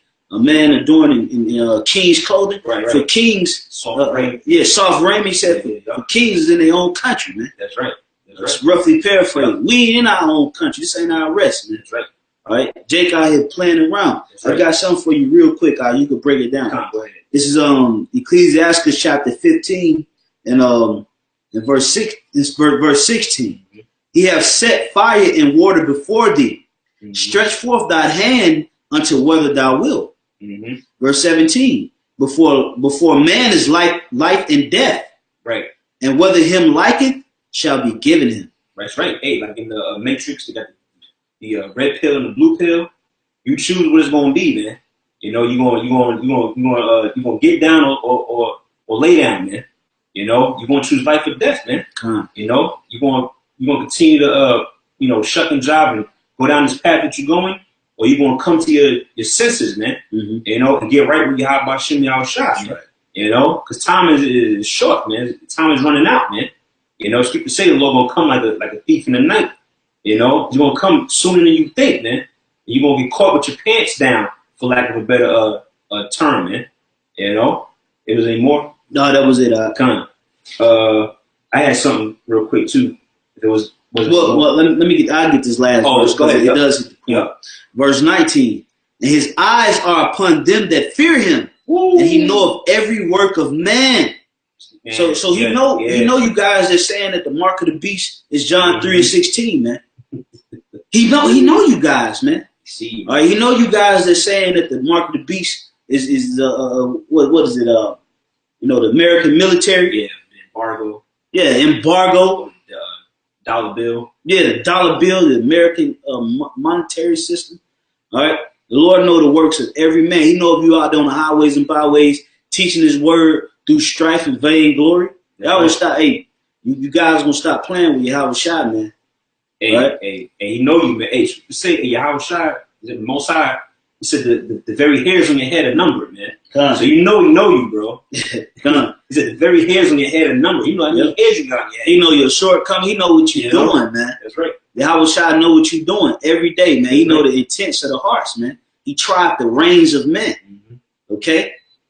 That's right. You know, you guys gonna keep playing with Yahushua. Esau gonna come down, and their standard is gonna be nowhere in sight, man. That's right. Okay, That's right. That's what it's gonna boil down to, man. That's right. All right. The last verse 20, it says, "He have commanded no man to do wickedly, neither hath he given any man license to sin." Mm-hmm. Okay? That's right. And Jake is out here just buck wild, man. Mm-hmm. Okay? Jake is out here buck wild right now, going off, committing adultery, homosexuality, lesbianism, bestiality, okay? Crack, dealing crack, smoking weed, just being infested with unclean spirit. The women out here is in an independent spirit, talking shit to their man. Right. The man out here is being a fucking lapdog to their women. Yeah. This whole place is totally turned upside down, man. And everybody look at us like we the fucking problem, man. Right. This whole society, man. You got people out here that's in open marriages, man. Where their wife is sleeping with other people and they cool with it, man. But we the problem in the planet Earth, right? That's why the Lord's gonna come back, man. He's gonna judge this place horrendously, and the only ones that he's gonna look out for is the elect, man. He gonna provide a standard, man. That's right. And all you shucking job Israelites, man, you guys is playing around when they label you as a black identity extremist, they falsely accuse you. You better hope you have a standard available, man. That's right. Yep. Y'all here bull crapping with this thing, man. That's right. Jay gonna learn not to play with Yahweh by Shema Shai, man. That is supreme beings, man. That's the one and the two, man. That's right. All right? You don't stop playing with Yahweh by Shema Shai, man. But he get ready to deal some serious judgment, man. Okay? You better get in the right spirit, man, before it's too late. Come out of that madness. That's right. You got it, bro. I had something real quick. Going inside, man. That word fear goes back into the word respect, man. All right? Hey, we have full respect of Yahweh Shai because we understand the power that they have, man. That goes back to that fear. Man, I ain't going to do this because I know what the Lord is capable of, man. All right? This is Wisdom of Solomon, chapter 11, verse 21. "For thou canst show thy great strength at all times when thou wilt. And who may withstand the power of thine arm?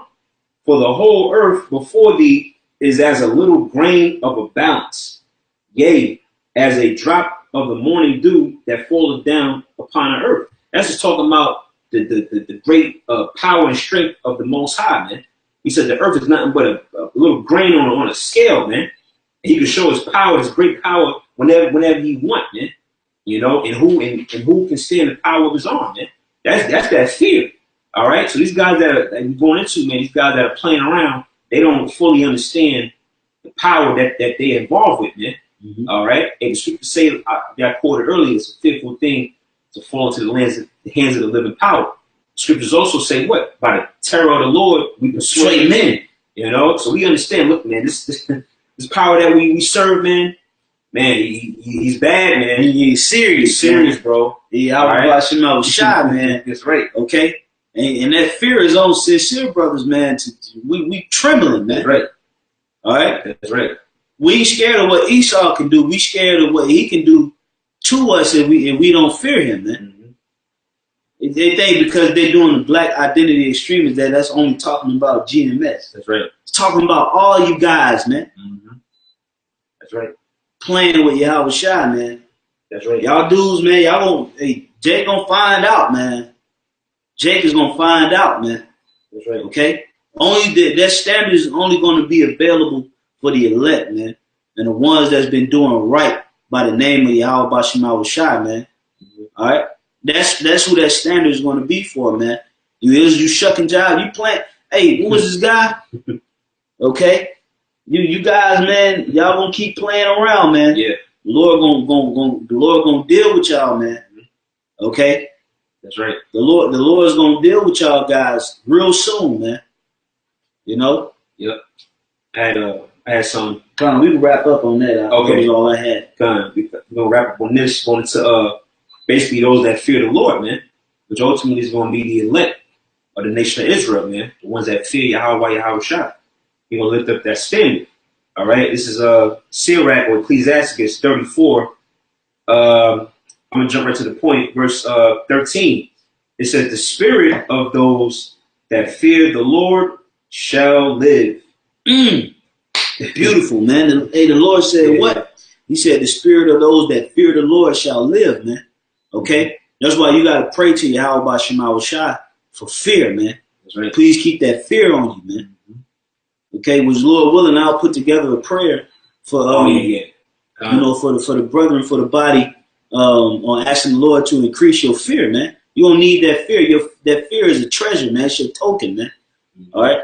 You got to fear Yahweh Shema Shai like none other, man. All right? Don't come up against him, man. When he tell you do certain things, brothers give you counsel and advice.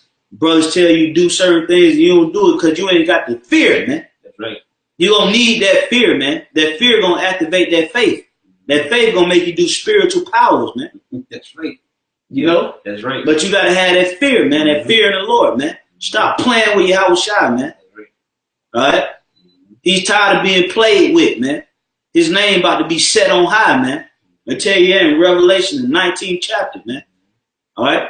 Say he gonna wear many crowns, and he wore a vesture that had King of Kings and Lord of Lords on it, man. He ain't playing with nobody. That's right.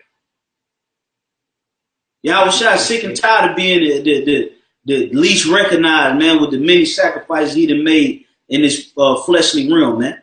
He ready to seize his, man. Get with the ball game. Get with the program, man. That's right. All right? All of us, me included. Oh, man. yeah, definitely. You know, me, myself included, brothers. Okay? Get with the ball game. Yahweh Shema Shai tired of the game plan, man. All right? He about to work. That's right. And he only looking for those that's going to work with him. You know? That's right. That's right. Got it. Yeah. I'm gonna get one more because the spirit hit me. Okay. I'm gonna get one more. One more after you. I finished this. God, spirit. Yeah, it's spirit. This is Sirach, Ecclesiastes 34 and 13. The spirit of those that fear the Lord shall live. Okay, it says, for their hope is in him that saveth them. Whoso feareth the Lord shall not fear nor be afraid, for he is his hope. You know, going to what we was going to earlier too about, you know, don't let this black identity extremist thing, throw you off your pivot, man. All right, because why? If you gotta fear the Lord, you know that what, man? Hey, the Most High gonna lift up that standard, man. So there's no reason to be shaken up or thrown off or fearful, because when Yahweh Shema Shai, he gonna fight for his men, man. You know, This is Ecclesiastes chapter 8 and verse 5. Whoso keepeth the commandment shall feel no evil thing. All right? So it's all about keeping the commandment and serving Yahweh Shema Shai in truth and sincerity and having that faith. Hey, man, look, man, Esau could try to do whatever he wants to do, man. Yahweh Shema Shai got him by 1,000,000 times, man. Right. All right? There's nothing that these Edomites can do to discourage the elect. All right? Because that seed was already planted within those men, okay, to overcome the serpent, man. All right? It's already in there, man. Okay?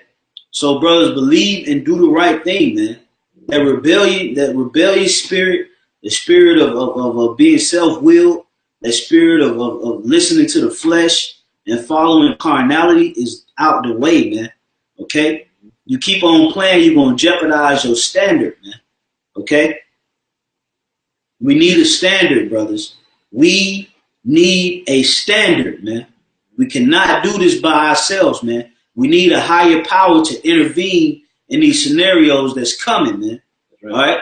And you keep playing with him, he ain't going to come. He's not going to come to help you out, man. Okay? We're getting ready to enter into some serious situations. We need a standard to intervene. Stop playing with your standard. I'm just speaking through the spirit, brothers. Okay? Do not play with your standard, man. You need it, man.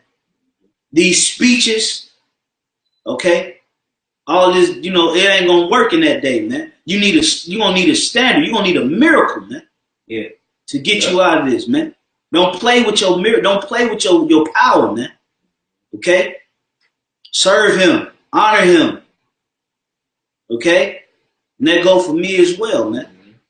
So with that, we're going to wrap it up, brothers, and we hope that this was edifying, it was exhorting to the body of Yahweh Bashim Shai, and hopefully you brothers learned from this, man. Okay? We pray that Yahweh Bashim Shai be with all you sincere brethren, okay, through the four corners of the earth. We pray that Yahweh Bashim Shai be with your families as well, man. All right? But don't play with the Lord, man. Esau is coming, and he's coming hard, man. All right? You want to close anything up? Oh, no. You got it, bro.